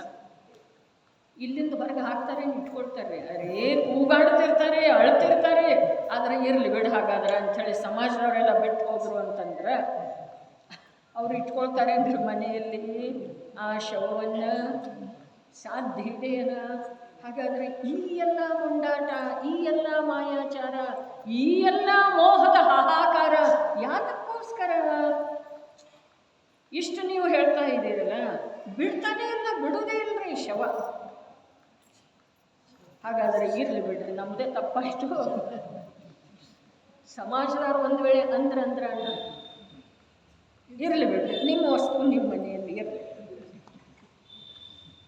ಆಗಬಹುದೇನ್ರಿ? ಇದೆಲ್ಲ ಮಾಯಾಚಾರ, ಇದೆಲ್ಲ ಮೋಸದ ವ್ಯಾಪಾರ. ಯಾರ ಜೊತೆ ಮೋಸ ಮಾಡೋದ್ರಿ? ಯಾವುದರ ಸಲುವಾಗಿ ಮಾಡೋದ? ಅರೆ ಒಂದು ಭೇದದ ಜ್ಞಾನ ಇಲ್ಲದೆ ಇರುವುದರಿಂದ ಅವರು ಬಿಡುವುದಿಲ್ಲ, ಇವರು ಕೊಡುವುದಿಲ್ಲ. ಏನು ಸಂಸಾರ ಎಷ್ಟು ನಾಚಿಕೆಗೇಳುತನ ಇದೆ. ಪ್ರತಿಯೊಂದು ಕಾರ್ಯ ಎಷ್ಟು ನಾಚಿಕೆಗೇಳುತನ ಇದೆ. ಅಂಥ ಸಂಸಾರದಲ್ಲಿ ಅಭಿಮಾನದಿಂದ ಇರೋದ, ಅಭಿಮಾನವನ್ನು ಮೆರೆಸೋದ, ಎಷ್ಟು ಕೀಳು ತರಗತಿಯ ಮಾತಿದೆ ಈ ಜೀವರಾಜನ ಸಲುವಾಗಿ, ಚೈತನ್ಯ ಪ್ರಭುವಿನ ಸಲುವಾಗಿ. 3 ಲೋಕದ ಶಿಖರದ ಮೇಲೆ ವಾಸ ಮಾಡುವಂಥ, 3 ಲೋಕದ ಶಿಖರದ ಮೇಲೆ ಯಾಕೆ ವಾಸ ಮಾಡ್ತಾನೋ ಅಂತಂದ್ರೆ 3 ಲೋಕದ ಆಗು ಹೋಗುಗಳೆಲ್ಲ ತಾನೇ ತಾನಾಗಿ ಈತನ ಜ್ಞಾನ ರೂಪದ ದರ್ಪಣದೊಳಗ ಹೊಳಿತ ಅಂಥೇಳಿ 3 ಲೋಕದ ಶಿಖರದ ಮೇಲೆ 3 ಲೋಕದ ಸ್ವಾಮಿಯಾಗಿ ಇವ ರಾರಾಜಿಸಬೇಕು, ಅಂಥ ಇದ್ದಾನೆ ಅಂಥೇಳಿ ಹೇಳಿದ್ದಾರೆ. ಆದರೆ ಕೇವಲ ಒಂದು ಭೇದ ವಿಜ್ಞಾನತ ಸಿದ್ಧಾಯಿ ಅಸ್ಯೈವಾಭಾವತೋ ಬದ್ಧ. ಇದು ಒಂದರದೇ ಅಭಾವದಿಂದ ಅಸ್ಯ ಏವ ಅಭಾವತೋ, ಅದು ಒಂದರದೇ. ಯಾವ ಕರ್ಮ ನಮ್ಮನ್ನು ಸಂಸಾರಿ ಮಾಡಿಲ್ಲ, ದುಃಖಿ ಮಾಡಿಲ್ಲ, ನರಕ ನಿಗೋಧಗಳಿಗೆ ತೆಗೆದುಕೊಂಡು ಹೋಗುವುದಿಲ್ಲ, ಕೇವಲ ತಾನ ಭೇದ ಜ್ಞಾನ ಮಾಡಲಿಲ್ಲ ಅಂಥೇಳಿ ಅವನಿಗೆ ಬಂಧದ ಪ್ರಾಪ್ತಿಯಾಗ್ತಾ ಇದೆ, 4 ಗತಿಗಳ ಪ್ರಾಪ್ತಿಯಾಗ್ತಾ ಇದೆ, ಪರದ ಅಧೀನವಾಗಿ ಇರಬೇಕಾಗಿದೆ. ಪರಕ್ಕೆ ಸಂಬಂಧಿಸಿದ ಹಾಗೆ ಕರ್ಮ ನಗು ಅಂತಂದ್ರೆ ಇವು ನಗ್ತಾನ್ರಿ, ಕರ್ಮ ಅಳು ಅಂಥೇಳಿ ಹೇಳಿದ್ರೆ ಇವು ಅಳ್ತಾನ್ರಿ. ಹೌದು ಅಥವಾ ಇಲ್ರಿ? ಕರ್ಮ ಇನ್ನು ನೀವು ಓಡಾಡತಕ್ಕದ್ದಲ್ಲ ಅಂತಂದ್ರೆ ಸುಮ್ಮನೆ ಮೂಲೆ ಹಿಡಿದು ಕೂಡ್ತಾನ್ರಿ. ನಡೆಯಿಂದ ಓಡು ಅಂತ ಹೇಳಿ ಹೇಳಿದೆ. ಓಡ್ತಾನೆ. ಹೌದೇನಿಲ್ರಿ? ಎಷ್ಟು ಪರವಶತೆ, ಇಚ್ಛೆ ಇದೆಯೇನಿಲ್ರಿ? 85 ವರ್ಷ 92 ವರ್ಷ ಆಗಿರುವಂಥ ವ್ಯಕ್ತಿಗೆ ಇಚ್ಛೆ ಇದೆ ರೀ, ನಾನು ಜಿನಮಂದಿರಕ್ಕೆ ಹೋಗಬೇಕು, ಭಗವಂತರಿಗೆ ಪ್ರದಕ್ಷಿಣೆ ಹಾಕಬೇಕು, ಭಗವಂತರ ಎದುರಿಗೆ ನಿಂತುಕೊಂಡು ನನ್ನ ಜೀವನವನ್ನು ಧನ್ಯ ಧನ್ಯ, ನನ್ನ ನೇತ್ರಗಳನ್ನು ಧನ್ಯ ಅಂತೇಳಿ ಅಂದುಕೊಳ್ಳಬೇಕು. ಅವನಿಗೆ ಭಾವನೆ ಆಗ್ತಿದೆ ರೀ. ಆದರೆ ಕರ್ಮ ಕೊಡುವುದಿಲ್ಲ ಅವನಿಗೆ ಹೋಗಲಿಕ್ಕೆ. ಕರ್ಮ ಕೊನೆಗೊಂದು ದಿವಸ ಇಲ್ಲಿ ನೀ ಬೀಳ್ ಅನಂತ ಕಾಲ ಅಂಥೇಳಿ ಹೇಳಿದ್ರೆ ಅಲ್ಲಿ ಹೋಗಿ ಬಿದ್ದು ಬಿಡ್ತಾನ್ರಿ. ಇಲ್ಲಿ ನಡೀನಿ ನರಕಕ್ಕೆ ಅಂಥೇಳಿ ಎಳ್ಕೊಂಡು ಹೋಯ್ತು ಅಂತಂದ್ರೆ ಅಲ್ಲಿ ನರಕಕ್ಕೆ ಹೋಗ್ತಾನ್ರಿ. ಕರ್ಮ ಬಲವಂತೋ ಅಥವಾ ಜೀವ ಬಲಶಾಲಿ ರೀ? ಜೀವ ಬಲಶಾಲಿ. ಯಾಕೆ? ತಾನಾಗೇನಾದ್ರೂ ಬೆನ್ನಂತ ಹೋಗ್ತಾನಲ್ಲ, ಅದಕ್ಕೆ ಎಳಿಲೇಬೇಕಾಗಿಲ್ಲ. ಏನಿದೆ ಜೀವ ಬಲಶಾಲಿ ಎಲ್ಲಿದ್ದಾನೆ? ಜೀವದ ಬಲದ ಪರಿಚಯ ಜೀವನಿಗೆ ಎಲ್ಲಿದೆ ರೀ? ಅದನ್ನೇ ಇಲ್ಲಿ ಹೇಳಿದ್ರೆ, ಸ್ವರೂಪದ ಅನುಭವ ಎಷ್ಟಿದೆಯೋ ಅಷ್ಟೇ ಜೀವ, ಅಷ್ಟೇ ಆತ್ಮ. ಉಳಿದದ್ದೆಲ್ಲ ಏನಿದೆ? ಉಳಿದದ್ದೆಲ್ಲ ಬಂಧ.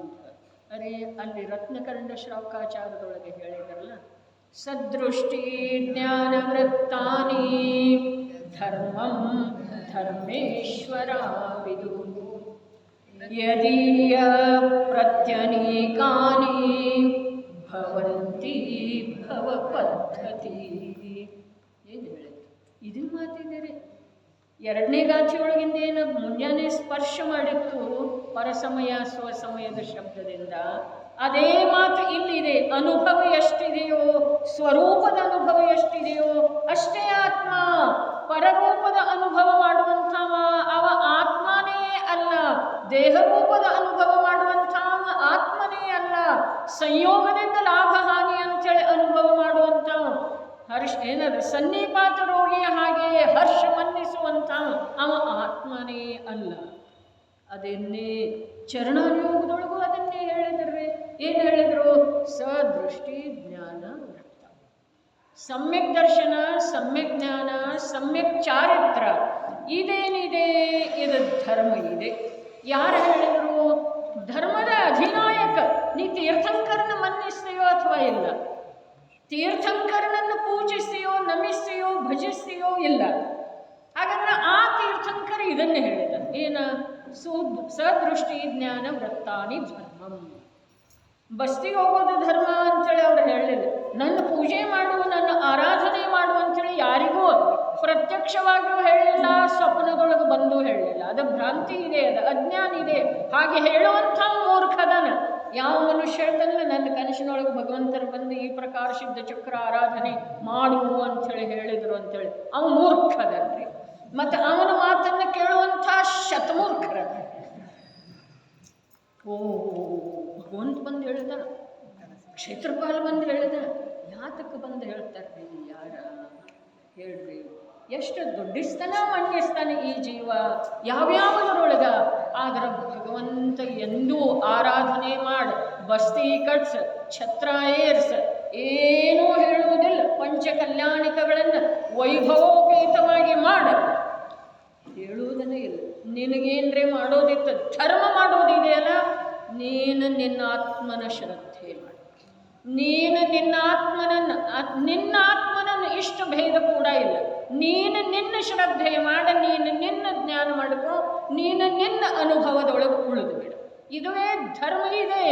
ಮತ್ತು ಧರ್ಮದ ಪರಂಪರೆ ಇದರಿಂದಲೇ ನಡೀತಿದೆ. ಮೋಕ್ಷ ಮಾರ್ಗ ಪಂಚಮ ಕಾಲದೊಳಗ ಯಾವುದರಿಂದ ಇದೆ? ಪಂಚಮಹಾವ್ರತದಿಂದ ಇದೆಯೋ ಅಥವಾ ರತ್ನತ್ರಯ ರೂಪನ ಇದೆ ರೀ? ಪಂಚಮ ಕಾಲದ ಕೊನೆಯವರೆಗೆ ಈ ಭರತ ಕ್ಷೇತ್ರದೊಳಗೆ ಮೋಕ್ಷ ಮಾರ್ಗ ಇದೆಯಲ್ಲ, ಅದು ಯಾವ ರೂಪ ಇದೆ? ವ್ರತ ರೂಪ ಇದೆ, ದೀಕ್ಷಾ ರೂಪ ಇದೆ, ಕೈಶಲಾಂಶ ರೂಪ ಇದೆ, ಸಂಘದ ವೃದ್ಧಿ ರೂಪ ಇದೆ, ಅಥವಾ ರತ್ನತ್ರಯ ರೂಪ ಇದೆ ರೀ? ರತ್ನತ್ರಯ ಹೊರಗೆ ಇದೆಯೇನೋ ಒಳಗಿದೆ ರೀ? ಒಳಗಂದ್ರೆ ಶರೀರದೊಳಗೇನು ಪರಿಣಾಮದೊಳಗ್ರಿ. ಇದನ್ನು ಹೊರತುಪಡಿಸಿ ತೀರ್ಥಂಕರ ಪ್ರಭುಗಳ, ಜಿನೇಂದ್ರ ಪ್ರಭುಗಳ ಅತ್ಯಂತ ಪ್ರಾತಸ್ಮರಣೀಯರಾದಂಥ ಅರ್ಹಂತ ಪ್ರಭುಗಳ ಉಳಿದದ್ದೇನಿದೆಯೋ ಅದೆಲ್ಲ ಭವ ಇದೆ, ಭವ ಇದೆ, ಭವ ಇದೆ. ಭವ ಅನುಭವ ಪದ್ಧತಿ ಇದೆ ಅಂತ ಹೇಳಿ. ಚರಣಾನುಯೋಗ ಬೇಕಾ? ಚರಣಾನುಯೋಗ ನೋಡ್ರಿ. ಕರ್ಣಾನುಯೋಗ ಬೇಕಾ? ಕರ್ಣಾನುಯೋಗ ನೋಡ್ರಿ. ಕರ್ಣಾನುಯೋಗದೊಳಗೆ ಏನು ಹೇಳಿದರು? ಅರೆ ನಿನ್ನ ಭಾವ ಇದೆ, ಅದರ ಕರ್ಮದ ಉದಯದ ನಿಮಿತ್ತದಿಂದ ಪರಿಣಮಿಸಿದ್ರೂ ಕೂಡ ಆ ಭಾವ ನಿನ್ನದಿದೆ. ನಿನ್ನದಿದ್ರೂ ಕೂಡ ತ್ರಿಕಾಲಿ ನಿನ್ನ ಸ್ವಭಾವ ಅದಲ್ಲ, ಬದಲಾಗಿ ಹೋಗುವಂಥ ಭಾವ ಇದೆ. ಅದನ್ನು ನೀನು ಹಿಡ್ಕೊಳ್ಳಿಕ್ಕೆ ಹೋದ್ರೆ ಅದು ನಿನಗೆ ಸಿಕ್ಕುವುದಿಲ್ಲ. ಅರೆ ಶುಭರಾಗರಿ, ಉತ್ಕೃಷ್ಟ ಶುಭರಾಗ, ಅಶುಭರಾಗದ ಮಾತು ಬಿಡ್ರಿ, ಉತ್ಕೃಷ್ಟ ಶುಭರಾಗ ಅದನ್ನು ಹಿಡ್ಕೊಳ್ಬೇಕು. ನಾನು ಹಾಗೆಯೇ ಯಾವಾಗಲೂ ಈ ಇಂಥ ಶುಭರಾಗ ಉತ್ಕೃಷ್ಟ ಧರ್ಮರಾಗ ಧರ್ಮಾನುರಾಗ ರೂಪದಿಂದ ಪರಿಣಮಿಸಬೇಕಂಥೇಳಿ ನಿರ್ಣಯ ಮಾಡಿದರೆ ಅಂಥದ್ದೇನ ರಾಗ ಭಾವ ಉಳಿತಿದೆ.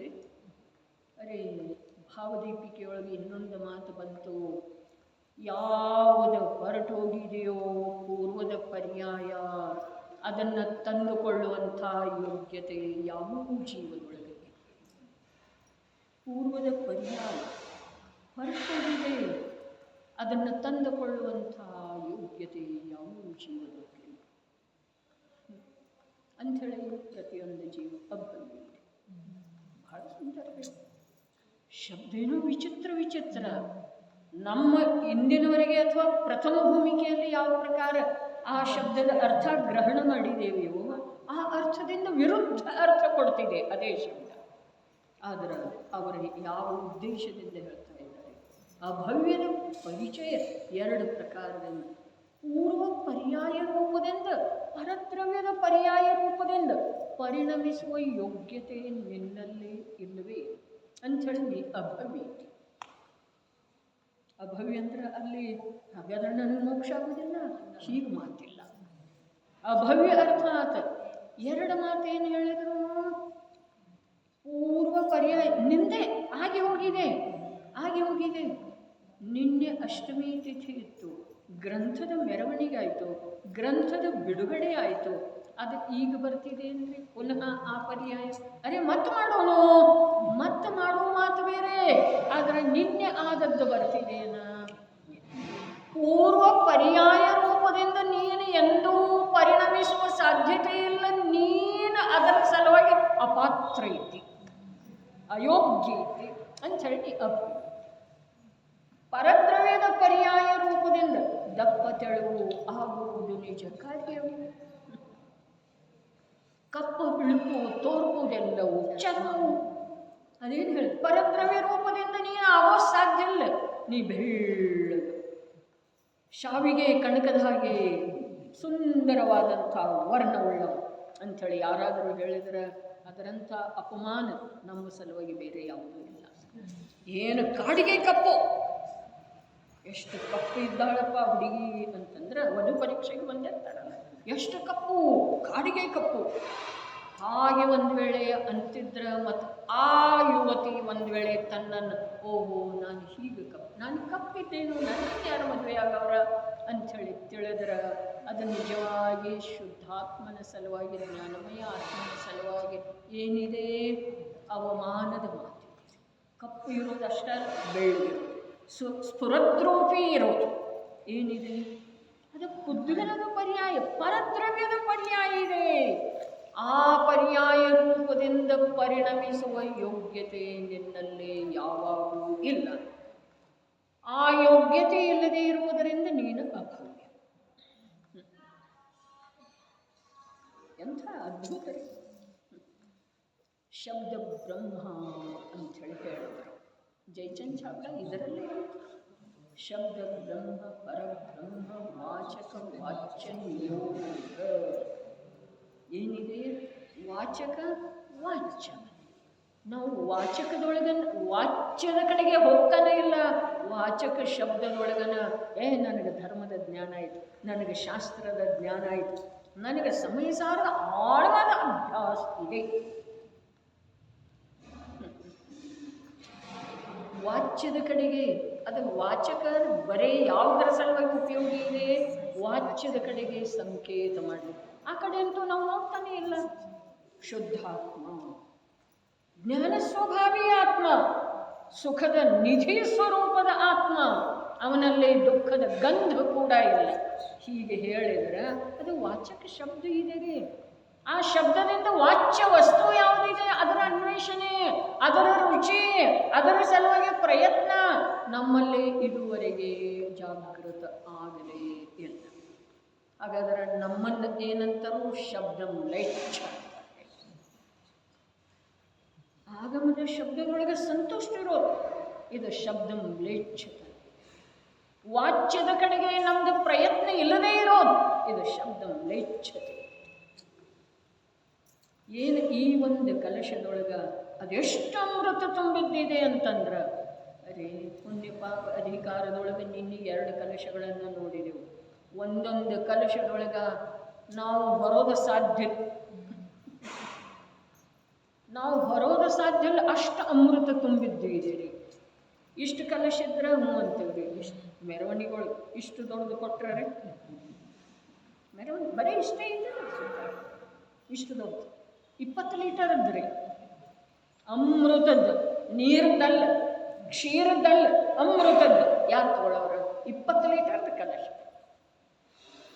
ಆದರೆ ಇಲ್ಲಿ ಇವು ಕಲಶದವಲ್ಲೇ, ಇವು ಎಂಥ ಅಮೃತ, ಅನುಭವ ಅಮೃತದ್ದು ಇದ್ದಾವೆ. ನಾವು ಬರೋ ಸಾಧ್ಯ ಇಲ್ಲ, ಅರ್ಥಾತ್ ಅದರದ ಆಸ್ವಾದನೆ ಮಾಡೋದಿದೆ ವಿನಃ ಅದರ ವಿವರಣೆ ಮಾಡೋದು ಸಾಧ್ಯ. ಆಸ್ವಾದನೆ ಎಷ್ಟು ಕಾಲದವರೆಗೆ ಮಾಡಿದ್ರೂ ಅದು ತೀರೋ ಸಾಧ್ಯ ಇಲ್ಲ.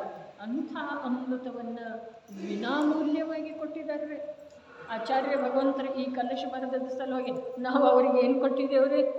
50 ರೂಪಾಯಿ, 100 ರೂಪಾಯಿ. ಸಮಯ ಸಾರ್ ಡೇ ನಾ 50 ರೂಪಾಯಿ ಕೊಟ್ಟಿದ್ದೇನೆ. ಇದು ವೆಲ್ವೆಟದ ಹೊದಿಕೆ ಇದೆ, ಇದಕ್ಕೆ 75. ಹಾಂ ಹೌದಲ್ಲ, ನಾ 75 ಕೊಟ್ಟಿದ್ದೇನೆ.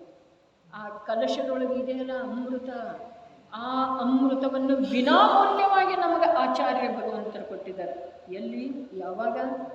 1000 ವರ್ಷದ ಮೊದಲು. ಆವಾಗ ಎಲ್ಲಿ ನಾ ಇದ್ದೇನೋ? ಇವಾಗ ನೀನು ಬರಾಮ ಇದ್ದಿ ಅಂಥೇಳಿ ಆವಾಗ ಅದನ್ನು ತಯಾರು ಮಾಡಿ ಇಟ್ಟಿದ್ದಾರೆ.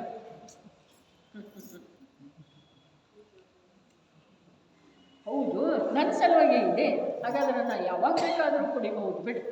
ಈಗ ವಿಷ ಕುಡಿತೇನೆ. ಮೊದಲು ನೇಮ್ರಾ ಶೆಟ್ಟಿ ಹೇಳ್ತಿದ್ದಾರೆ, ನನಗೆ ವಿಷ ಕುಡಿಬೇಕು. ಇವಾಗ ಕಾಫಿಗೆ ವಿಷ ಅಂತಿದ್ರು ಅವ್ರ, ನಾನು ವಿಷ ಕುಡಿಬೇಕು.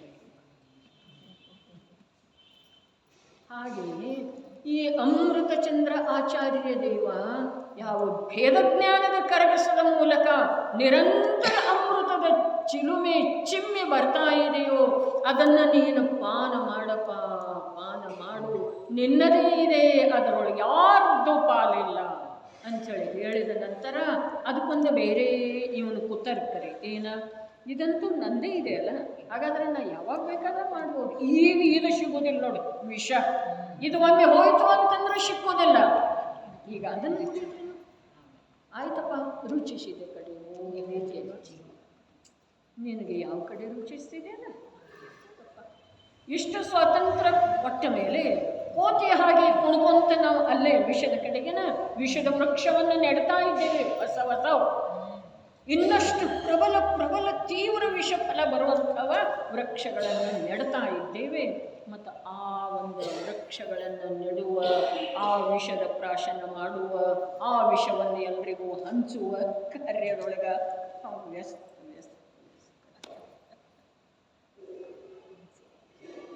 ಇದ್ದಕ್ಕಿದ್ದ ಹಾಗೆ ಇಲ್ಲಿ ವಿಷ ಸಾಕಾದ ನಂತರ ಮತ್ತೆ ಇನ್ನೊಂದು ಗತಿಯ ಮತ್ತೆ ಬೇರೆ ಏನೇನೈತೆ ಅಲ್ಲಿ ನೋಡೋಣ ವಿಷ ಅಂತೇಳಿ ಬರೀ ಎಲ್ಲಿ ಹೋದ್ರೂ ವಿಷನೇ ಇದೆ. ಆದರೆ ಎಲ್ಲಿ ಇದ್ರೂ ತನ್ನ ಸ್ವಭಾವದ ಕಡೆಗೆ ನೋಡಿದ್ರೆ ಅಲ್ಲಿ ವಿಷದ ಗಂಧ ಕೂಡ ಇಲ್ಲ. ಬರೇ ಅಮೃತ, ಅನುಭವಾಮೃತ, ನಿರಾಕುಲ ಶಾಂತಿಯ ಅಮೃತ, ನಿರಾಕುಲ ಜ್ಞಾನಾಮೃತ. ಅರೆ ಅದು ಅಪಚನ ಆಗೋದಿಲ್ಲ, ಕಮರಡೇಕರ್ ಬರುವುದಿಲ್ಲ. ಬೇಡ, ಬಾಯೆಲ್ಲ ನೀರು ಬರ್ತಾ ಇದೆ. ಒಂದೊಂದು ಸಲ ಆಹಾರ ಪಚನ ಆಗಲಿಲ್ಲ ಅಂತಂದ್ರೆ ಬಾಯಿ ನೀರು ಬಂದಂಗೆ ಆಗ್ತಾ ಇದೆ. ಅದೇನೂ ಆಗುವುದಿಲ್ಲ. ಈ ಜ್ಞಾನಾಮೃತವನ್ನು, ಈ ನಿರಾಕುಲ ಶಾಂತಿಯ ಅಮೃತವನ್ನು ಮನಸೋಕ್ತವಾಗಿ, ಮನಸೋಕ್ತ ಅರ್ಥಾತ್ ಪರ್ಯಾಯದೊಳಗೆ ಎಷ್ಟು ಸಾಮರ್ಥ್ಯ ಇದೆಯಲ್ಲ ಅಷ್ಟು ಪರ್ಯಾಯದೊಳಗೆ ಎಷ್ಟು ಸಾಮರ್ಥ್ಯ ಇದೆ, ಆ ದ್ರವ್ಯದೊಳಗೆ ಎಷ್ಟಿದೆ ಅಲ್ಲ ಅದನ್ನು ಏಕಕಾಲಕ್ಕೆ ಕುಡಿದು ಬಿಡುವಷ್ಟು ಸಾಮರ್ಥ್ಯ ಇದೆ ಪರ್ಯಾಯದೊಳಗೆ. ದ್ರವ್ಯದೊಳಗೆ ಎಷ್ಟು ನಿಧಿ ಇದೆಯಲ್ಲ, ಆನಂದ ಇದೆಯಲ್ಲ, ಶಾಂತಿ ಇದೆಯಲ್ಲ, ಅದನ್ನೆಲ್ಲ ಏಕಕಾಲಕ್ಕೆ ಒಂದು ಸಮಯದ ಪರ್ಯಾಯ ಕುಡಿದು ಬಿಡ್ತಿದ್ದೀರಿ. ಹಾಗಾದ್ರೆ ಮುಂದೆ ಮತ್ತು ದ್ರವ್ಯದೊಳಗೆ ಹೇಗಿದೆ ಹಾಗೆ ಮತ್ತೊಂದು ಪರ್ಯಾಯ ಬಂತು ಅಂತಂದ್ರೆ ಆ ಪರ್ಯಾಯ ತನ್ನ ಸಾಮರ್ಥ್ಯದ ಅನುಸಾರ ಕುಡಿತೀವಿ. ಒಂದು ಸ್ವಲ್ಪ ಉಪಯೋಗ ಹೊರಗನ್ನು ಬಿಟ್ಟಿತ್ತು ಅಂತಂದ್ರೆ ಅದಕ್ಕೆ ಅಮೃತ ಪೂರ ಸಿಕ್ಕುವುದಿಲ್ಲ. ಸ್ವಲ್ಪ ಸಿಕ್ಕ ಹಾಗೆ ಅನ್ನಿಸ್ತಿದೆ, ಗಂಧ ಬರ್ತಿದೆ ಅಡುಗೆ ಮನೆಯಿಂದ, ಒಗ್ಗರಣೆ ಗಂಧ, ಅಥವಾ ಮೈಸೂರು ಪಾಕ ತುಪ್ಪ ಕಾಯಿಸ್ತಾ ಇರುವುದರ ಗಂಧ. ಅದ್ರ ತಿನ್ನೋದೇನಿಲ್ಲ, ನೀವು ಬೇರೆ ಕಾರ್ಯದೊಳಗೆ ಬೀಸ್ತದಂದ್ರೆ. ಅದಕ್ಕೆ ಇಲ್ಲೇನು ಹೇಳಿದ್ರು, ಭಾಳ ಅದ್ಭುತ ಇದೆ ನೋಡ್ರಿ. ನನಗೆ ಆನಂದ ಆಗ್ತಿದೆ. ಜಿನೇಂದ್ರ ಭಗವಂತರದ ದಿವ್ಯ ಧ್ವನಿ ಅಥವಾ ವೀತರಾಗಿ ಸಂತರದ ಆತ್ಮನ ಅನುಭೂತಿಯ ಸಂಸ್ಪರ್ಶ ಮಾಡಿ ರಚನೆಗೊಳ್ಳುತ್ತಾ ಇರುವಂಥ ಶಬ್ದ, ಆ ಶಬ್ದದೊಳಗೆ ಎಂಥ ಒಂದು ಸಾಮರ್ಥ್ಯ ಇದೆ ಅಂತಂದ್ರೆ ನೇರವಾಗಿ ನಮ್ಮ ಆತ್ಮನ ಅನುಭೂತಿಯನ್ನು ಜಾಗೃತಗೊಳಿಸುವಂಥ ಸಾಮರ್ಥ್ಯ ಇದೆ. ಆದರೆ ನಾವು ಅದನ್ನು ಆ ರೀತಿ ಗ್ರಹಣ ಮಾಡ್ತಾ ಇಲ್ಲ. ಯಾವ ಆತ್ಮನು ಕೇವಲ ಅನುಭೂತಿಯಿಂದಲೇ ನಿಶ್ಚಿತನಿದ್ದಾನೆ ಅವನಿಗೆ ಪ್ರತ್ಯಕ್ಷವಾಗಿ ಮೋಕ್ಷವನ್ನು ಉಂಟು ಮಾಡುತ್ತಿರುವ ಪೂರ್ಣ ಜ್ಞಾನವು ವಿಜಯಿಯಾಗಿ ವರ್ತಿಸುತ್ತದೆ. ಈ ಶಬ್ದದ ಈ ವಾಕ್ಯದ ತುಂಬಿಂದ ಅರ್ಥ ಮಾಡಬೇಕಾದ್ರೆ ನಿಜವಾಗಿನ ನಮ್ಮ ಜ್ಞಾನದೊಳಗೆ ಅಷ್ಟ ಪಾವಿತ್ರ್ಯತೆ ಮತ್ತು ಸೂಕ್ಷ್ಮತೆ ಬೇಕು. ಏನು ಪಾವಿತ್ರ್ಯತೆ? ಏನು ಹೇಳಿದರು? ಯಾವ ಆತ್ಮ ಕೇವಲ ಅನುಭೂತಿಯಿಂದಲೇ ನಿಶ್ಚಿತನಿದ್ದಾನೆ ಅವನಿಗೆ, ಆ ಆತ್ಮನಿಗೆ ಅರೆ ಯಾವ ಅನುಭೂತಿಯಿಂದಲೇ ಅವನ ಸ್ವರೂಪವನ್ನು ಹೇಳಬಹುದಾಗಿದೆ. ನೋಡ್ರಿ, ಮೊದಲೆಲ್ಲ ಹುಡುಗಿನ ನೋಡಿ ಬಂದ ನಂತರ ಹೇಳ್ತಾರೆ, ಹುಡುಗಿ ಹಾಗ ಹೇಳಿ ಮಾಡಿಸಿದ ನಮ್ಮ ಹುಡುಗನಿಗೆ ಎಂಥ ಮೂಗ, ಎಂಥ ಕಣ್ಣ, ಬಣ್ಣ, ಬುದ್ಧಿ, ಎತ್ತರ, ದಪ್ಪಗ ಎಲ್ಲ ಹೇಳಿ ಮಾಡಿಸಿದಂಗೆ. ಎಷ್ಟು ವರ್ಣನೆ ಮಾಡಿದ್ರೂ ಕೂಡ ಕೇಳುವಂಥವನಿಗೆ ಆ ಹುಡುಗಿ ಎಂಥವಳಿದ್ದಾಳೆ ಅನ್ನೋದರ ಸತ್ಯ ಪರಿಚಯ ಆಗ್ತಿದೆ ಆಗುದಿಲ್ಲ. ಇಷ್ಟೆಲ್ಲ ಹೇಳ್ತಾ ಇದ್ರು, ಹೂವೇ ಹೂವು ಏನು ನೋಡಿ ಬಂದಿದ್ದಾನೋ ಹಾಗೆ ಹೇಳ್ತಾ ಇದ್ದಾನೆ. ನಿಜವಾಗಿ ಆ ಕನ್ಯೆ ಹಾಗೆ ಅದಳ್ರಿ, ಆಕೆ ಹಾಗೆ ಇದ್ರೂ ಕೂಡ ಇವನಿಗೆ ಪರಿಚಯ ಆಗುವುದಿಲ್ಲ. ಆಕೆ ಹೇಗಿದ್ದಾಳೋ ಹಾಗೇ ವರ್ಣನೆಯು ಪ್ರತ್ಯಕ್ಷದರ್ಶಿ ಮಾಡಿದ್ರೂ ಕೂಡ ಇವನಿಗೆ ಅವಳ ಸತ್ಯ ಸ್ವರೂಪದ, ಅವಳ ರೂಪದ, ಅವಳ ಸುಂದರತೆಯದ, ಅವಳ ವರ್ಣದ, ಅವಳದ ಮೂಗ, ಅವಳ ಕಣ್ಣ, ಅವಳ ಎತ್ತರ ಏನಿದೆ ಯಾವುದರದ್ದು ಪರಿಚಯ. ಹಾಗಾದರೆ ಯಾವುದರಿಂದ ಆಗ್ತಿದೆ? ಒಂದು ಸಲ ನೋಡಿದರೆ, ಒಂದು ಸಲ ನೋಡಿದರೆ ಅದು ಯಾವ ಶಬ್ದನೂ ಬೇಕಾಗಿಲ್ಲ, ಶಬ್ದ ಇಲ್ಲದಿದ್ರೂ ಕೂಡ ಪರಿಚಯ ಆಗ್ತಿದ್ದೇವೆ. ಅಲ್ಲಿ ಹೇಗಿದ್ದಾಳೆ ಅನ್ನೋದ್ರಿಂದ ನಿಶ್ಚಿತ ನಿರ್ಣಯ ಆಗ್ತಿದೆಯೋ ಅಥವಾ ಇಲ್ಲರಿ ಆ ಕನ್ಯೆ. ಯಾವುದರಿಂದ? ಪ್ರತ್ಯಕ್ಷ ನೋಡುವುದರಿಂದ. ಅದೇ ಪ್ರಕಾರ ಇಲ್ಲಿ ಆತ್ಮನ ವರ್ಣನೆಯನ್ನು ಜ್ಞಾನಿ ಗುರುಗಳ ಪ್ರತ್ಯಕ್ಷ ತಮ್ಮ ಆತ್ಮನನ್ನು ನೋಡಿದ್ದಾರೆ. ಸರ್ವ ಆತ್ಮರುಗಳು ಹೀಗೆ ಇದ್ದಾರೆ ಅಂಥೇಳಿ ಸರ್ವಜ್ಞ ಪ್ರಭುವಿನ ವಾಣಿಯೊಳಗೆ ಕೇಳಿದ್ದಾರೆ. ಮತ್ತು ಅದನ್ನೇ ಹೇಗಿದ್ದಾನೆ ಹಾಗೆ ಹೂವೇ ಹೂವು ಆತ್ಮ ಹೇಗಿದ್ದಾನೋ ಹಾಗೆಯೇ ವರ್ಣನೆ ಮಾಡ್ತಾ ಇದ್ದಾರೆ. ಆದರೆ ನಮ್ಗೆ ಆ ಆತ್ಮನ ಸತ್ಯ ಸ್ವರೂಪದ ಪರಿಚಯ ಹಾಗಾಗೋದ್ರೆ ಒಂದು ಸಲ ನಾವು ನೋಡಿದರೆ ಅದರ ವಿನಃ ಆಗುವುದು ಸಾಧ್ಯ. ಅದ್ಭುತ ಮಾತು. ಒಂದು ಸಲ ನೋಡಿದರೆ ಎಲ್ಲಿ ನೋಡುವುದ? ಎಲ್ಲಿ ನೋಡುವುದು? ಎಲ್ಲಿ ನೋಡುವುದು? ಒಂದು ಸಲ ನೋಡಿದರೆ ನಮಗೆ ನಮ್ಮ ಆತ್ಮನ ಪರಿಚಯ, ನಮ್ಮ ಆತ್ಮನ ನಿರ್ಧಾರ ನಿಶ್ಚಯ ಆಗ್ತಿದೆ. ನನ್ನ ಆತ್ಮ ಹೀಗಿದ್ದಾನೆ ಅಥವಾ ನಾನು ಹೀಗಿದ್ದೇನೆ. ಮುಖಕ್ಕೇನೋ ಕಪ್ಪತ್ತಾಗಿರ್ತಿದೆ, ಇಲ್ಲಿ ಇಲ್ಲಿ ಇಲ್ಲೆಲ್ಲ ಅಲ್ಲಿ ಅಂಥೇಳಿ ಹೇಳ್ತಾರೆ ಹೇಳೋರು. ಆಮೇಲೆ ತಿಕ್ತೇವೆ, ತೊಳಿತೇವೆ, ಒರೆಸ್ತೀವಿ. ಹಾಂ ಹೋಯ್ತಂದ್ರೂ ಕೂಡ ಒಂದು ಸಲ ಮುಖಾವಲೋಕನ ಹೋಯ್ತಂದ್ರೂ ಕೂಡ ಮುಖಾವಲೋಕನ ಒಮ್ಮೆ ಕನ್ನಡಿಯೊಳಗೆ ಮಾಡ್ಕೊಳ್ತೇವೆ. ಮಾಡಿಕೊಳ್ಳಿಕ್ಕೆ ಆಗಲಿಲ್ಲ ಅಂಥೇಳಿ ತಿಳಿದು, ಮುಖಾವಲೋಕನ ಮಾಡ್ಕೊಳ್ಳಿಕ್ಕೆ ಆಗಲಿಲ್ಲ ಪ್ರಸಂಗ. ಅದಕ್ಕಾಗುವುದಿಲ್ಲ, ಈಗಿನ ಪರ್ಸ್ ಒಳಗೆ ಕನ್ನಡಿ ಅದಾವೆ, ಎಲ್ಲೆಲ್ಲೂ ಅದಾವೆ, ಈಗಿನ ಮಾತಲ್ರಿ ಅದ. ಆಗಲಿಲ್ಲ ಅಂತಂದ್ರೆ ಪುನಃ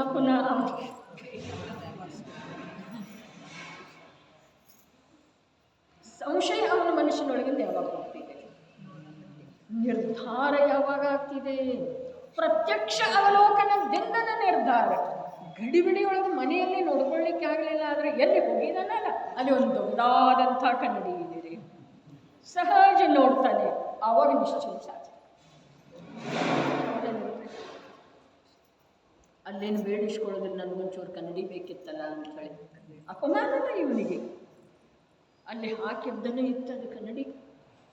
ಸಹಜ ಯೋಗದಿಂದ ಇವನ ಭಾಗ್ಯದಿಂದ ಕನ್ನಡಿ ಇತ್ತು. ಅದರೊಳಗೆ ಒಂದು ಸಲ ದೃಷ್ಟಿಕ್ಷೇಪ ಮಾಡಿದ, ಆವಾಗ ಮತ್ತೆ ಕೈಯಲ್ಲಿ ಹೋಗ್ತಿದೆ ಅಂದರೆ ಎಲ್ಲಿ ಕಪ್ಪತ್ತಾಗಿತ್ತಲ್ಲ, ಯಾರೋ ಹೇಳಿದ್ರೆ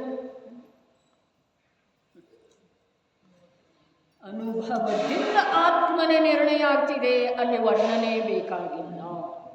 ವರ್ಣನೆ ಎಷ್ಟೋ ಮಾಡಿದ್ರೂ ಕೂಡ ಅನುಭವ ಎಲ್ಲಿಲ್ಲ, ಅಲ್ಲಿ ಆತ್ಮನ ನಿರ್ಧಾರ ಆಗುವುದಿಲ್ಲ. ಹಾಗಾದರೆ ನಮ್ಮ ಪಾಲಿಗೆ ಈಗ ಯಾವ ಗ್ರಂಥ ಓದಿದ್ರೆ ಆತ್ಮನ ನಿರ್ಣಯ ಆಗಬಹುದು ಅನ್ನುವ ಮಾತು ಉಳಿತರೆ, ಈಗ ನಮ್ಮ ದೃಷ್ಟಿಯೊಳಗೆ ಉಳಿದದ್ದೇನ? ಅನುಭವದ ಸಲುವಾಗಿ ಪ್ರಯತ್ನ. ಅನುಭವ ಹೇಗಾಗ್ತಿದೆ? ಹಾಗಾದ್ರೆ ಇಂದ್ರಿಯಗಳ ಕಡೆಗೆ ಹೋಗ್ತಾ ಇರುವಂಥ ಜ್ಞಾನವನ್ನು ಇಂದ್ರಿಯಗಳ ಕಡೆಗೆ ಹೋಗಗೊಡದೆ ಅದನ್ನು ಸ್ವರೂಪದಲ್ಲೇ ಸ್ಥಿರ ಮಾಡಿದರೆ ಅಲ್ಲಿ ಆಗುವುದ ತನ್ನ ಜ್ಞಾನ ಸ್ವರೂಪದ್ದನರೇ ಅನುಭವ. ಏನು ಕಷ್ಟದ ಮಾತಂತ ಏನೂ ಮಾಡಬೇಕಾಗಿಲ್ಲ. ಅರೆ ಬರೀ ಒಂದು ಗ್ಲಾಸ್ ನೀರು ಕುಡಿಬೇಕಾದ್ರೂ ನೀರು ಯಾವ ಪಾತ್ರೆಯೊಳಗದವೋ ಅವುದನ್ನು ಯಾವುದರಿಂದ ತಕ್ಕೊಳ್ಬೇಕು, ಇನ್ನೊಂದು ಪಾತ್ರೆ ಬೇಕು, ಬಿಸಿ ಮಾಡಬೇಕು, ಇಷ್ಟೆಲ್ಲ ಕಷ್ಟ. ಆದರೆ ಸ್ವರೂಪದ ಅನುಭವ ಮಾಡುವ ಸಲುವಾಗಿ ಯಾವ ಕಷ್ಟನೂ ಇಲ್ಲ. ಇಡೀ ಮೂರು ಲೋಕದೊಳಗ ಈ ಜೀವದ ಸಲುವಾಗಿ ಅತ್ಯಂತ ಸುಲಭ, ಪರಮ ಸ್ವಾಧೀನ, ಅನ್ಯ ಯಾವುದನ್ನು ಅವಶ್ಯಕತೆ ಬೀಳದೇ ಇರುವಂಥ ಕಾರ್ಯ ಅಂದ್ರೆ ತನ್ನ ಸ್ವರೂಪದ ಅವಲೋಕನೆ ಅಥವಾ ಅನುಭವ. ಅದನ್ನು ನಾವು ಮಾಡ್ತಾ ಇಲ್ಲ. ಕಷ್ಟದ್ದು ಎಲ್ಲ ಮಾಡಿ ರೂಢಿಯಾಗಿದೆ. ಅದಕ್ಕೆ ಏನು ಮಾಡೋದಿಲ್ಲ ಅಂತಂದ್ರೆ ಹಾಗಾದ್ರೆ ಧರ್ಮ ಹೆಂಗಾಗೋದಾ ಅಂತೇಳಿ ಏನು ಮಾಡಬೇಕಾಗಿಲ್ಲ, ಏನೂ ಮಾಡಬೇಕಾಗಿಲ್ಲ ಅಂಥೇಳಿ ಹೇಳಿದ್ರೆ ಹಾಗಾದ್ರೆ ಧರ್ಮ ಹೆಂಗಾಗೋದು? ಸುಮ್ಮನೆ ಕೂಡ್ಬೇಕಲ್ಲ, ಪದ್ಮಾಸನದಲ್ಲಿ ಕೂಡ್ಬೇಕಲ್ಲ, ದೇಹ ಬೇರೆ, ನಾವು ಬೇರೆ, ರಾಗ ಬೇರೆ, ಬೇರೆ ಚಿಂತನೆ ಮಾಡಬೇಕಲ್ಲ. ನಮ್ಮ ಪ್ರಶ್ನೆ ರೀ ಹೀಗೆ, ಬರೀ ಮಾಡುವುದರೊಳಗ, ಕೃತ್ರಿಮತೆಯೊಳಗ, ಕಷ್ಟಪಡುವುದರೊಳಗ, ಬಂಧರೂಪದ ಭಾವದೊಳಗ ಧರ್ಮದ ಕಲ್ಪನೆ ಮಾಡಿರುವಂಥ ಈ ಮೂಢ ಜೀವಕ್ಕೆ ಮುಕ್ತ ಸ್ವಭಾವದ ಪರಿಚಯ ಯಾವಾಗ ಆಗುತ್ತದೆ? ಇಲ್ಲೇನು ಹೇಳಿದರು? ಪೂರ್ಣ ಜ್ಞಾನವು ವಿಜಯಾಗಿ ವರ್ತಿಸುತ್ತದೆ. ಒಂದು ಸ್ವಲ್ಪ ನೋಡ್ರಿ ಈ ವಾಕ್ಯಂತೂ ಒಂದೇ ಇದೆ ರೀ. ಇದೇನಿದೆಯಲ್ಲ 5 ಲೈನೊಳಗೆ ಸಂಸ್ಕೃತ ಬಿಟ್ಟು ಕನ್ನಡ ಹೋದರೆ ವಾಕ್ಯ ಒಂದೇ ಇದೆ. ಏನ? ಈಗ ಎಂದರೆ ಬಂಧ ಪರ್ಯಾಯದ ನಂತರ ಪ್ರಜ್ಞೆಯೆಂಬ ಕರಗಸದಿಂದ ಶೀಳುವಿಕೆಯ ಮುಖಾಂತರ ಬಂಧ ಮತ್ತು ಆತ್ಮನನ್ನು ದ್ವಿಧ ಎಂದರೆ ಬೇರೆ ಬೇರೆ ಎರಡು ಮಾಡಿ ಪುರುಷನಿಗೆ, ಅರ್ಥಾತ್ ಯಾವ ಆತ್ಮನು ಕೇವಲ ಅನುಭೂತಿಯಿಂದಲೇ ನಿಶ್ಚಿತನಿದ್ದಾನೆ ಅವನಿಗೆ ಪ್ರತ್ಯಕ್ಷ ಮಾಡೋದಿದ್ದಾರೆ. ಯಾವನನ್ನ ಬಂಧದಿಂದ ಭಿನ್ನವಿರುವಂಥ ಆತ್ಮನನ್ನು ಯಾರಿಗೆ ಪರಿಚಯ ಮಾಡೋದಿದೆ? ಅವನಿಗೆ ರೀ. ಜಗತ್ತಿಗೆ ಹೇಳೋದಿಲ್ಲ, ನನಗೆ ಸಮ್ಯಕ್ ದರ್ಶನ ಆಗಿದೆ, ಹೇಳಲಿಕ್ಕೆ ಬರೋದಿಲ್ಲ, ಹೇಳುವ ಅವಶ್ಯಕತೆ ಇಲ್ಲ. ಹೇಳಿದರೆ ಅಜ್ಞಾನದೊಳಗೆ ತೆಗಿತಾರೆ. ಯಾಕೆಂತಂದ್ರೆ ಅವರು ಸ್ವಯಂ ಅಜ್ಞಾನಿ ಅದ. ಏನಿದೆ?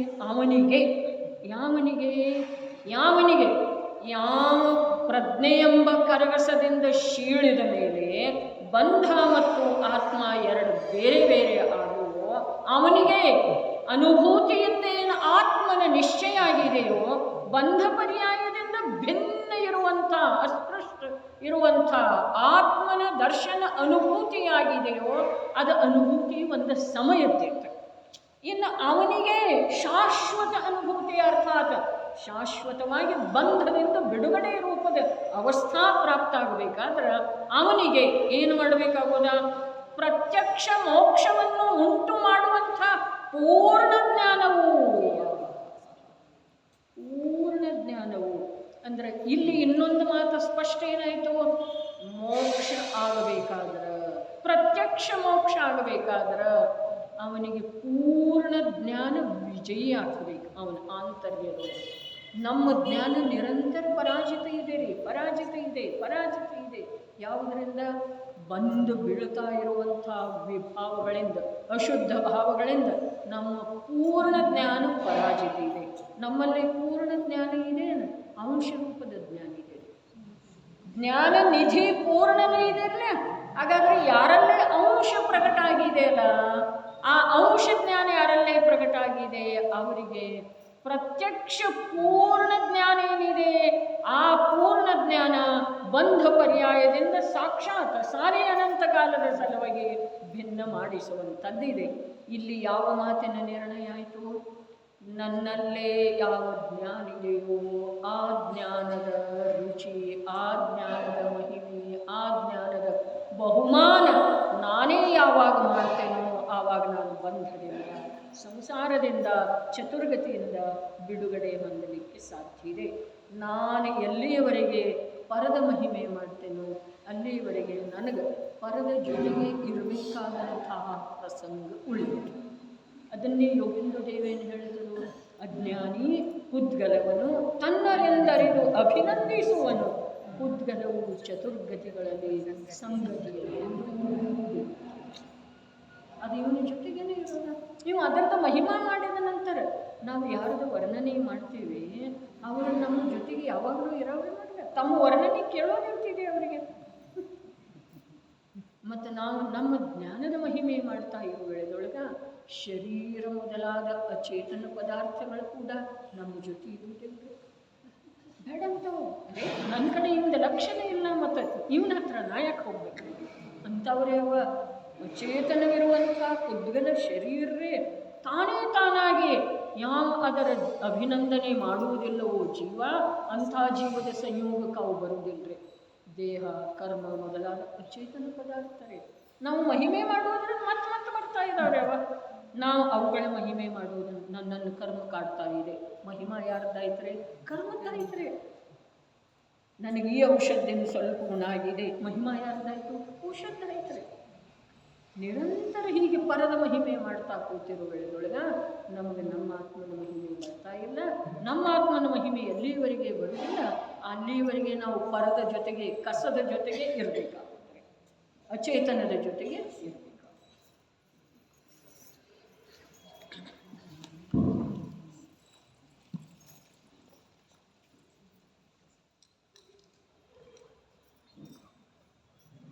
ಯಾವುದಂತ ನಿನ್ನೆ ನೋಡಿದ್ದನು, ಬೆಳಗ್ಗೆ ಮಾಡಿದ್ದನು, ಈಗ ಅಷ್ಟ್ರಾಗ ಬರೀತೇವೆ.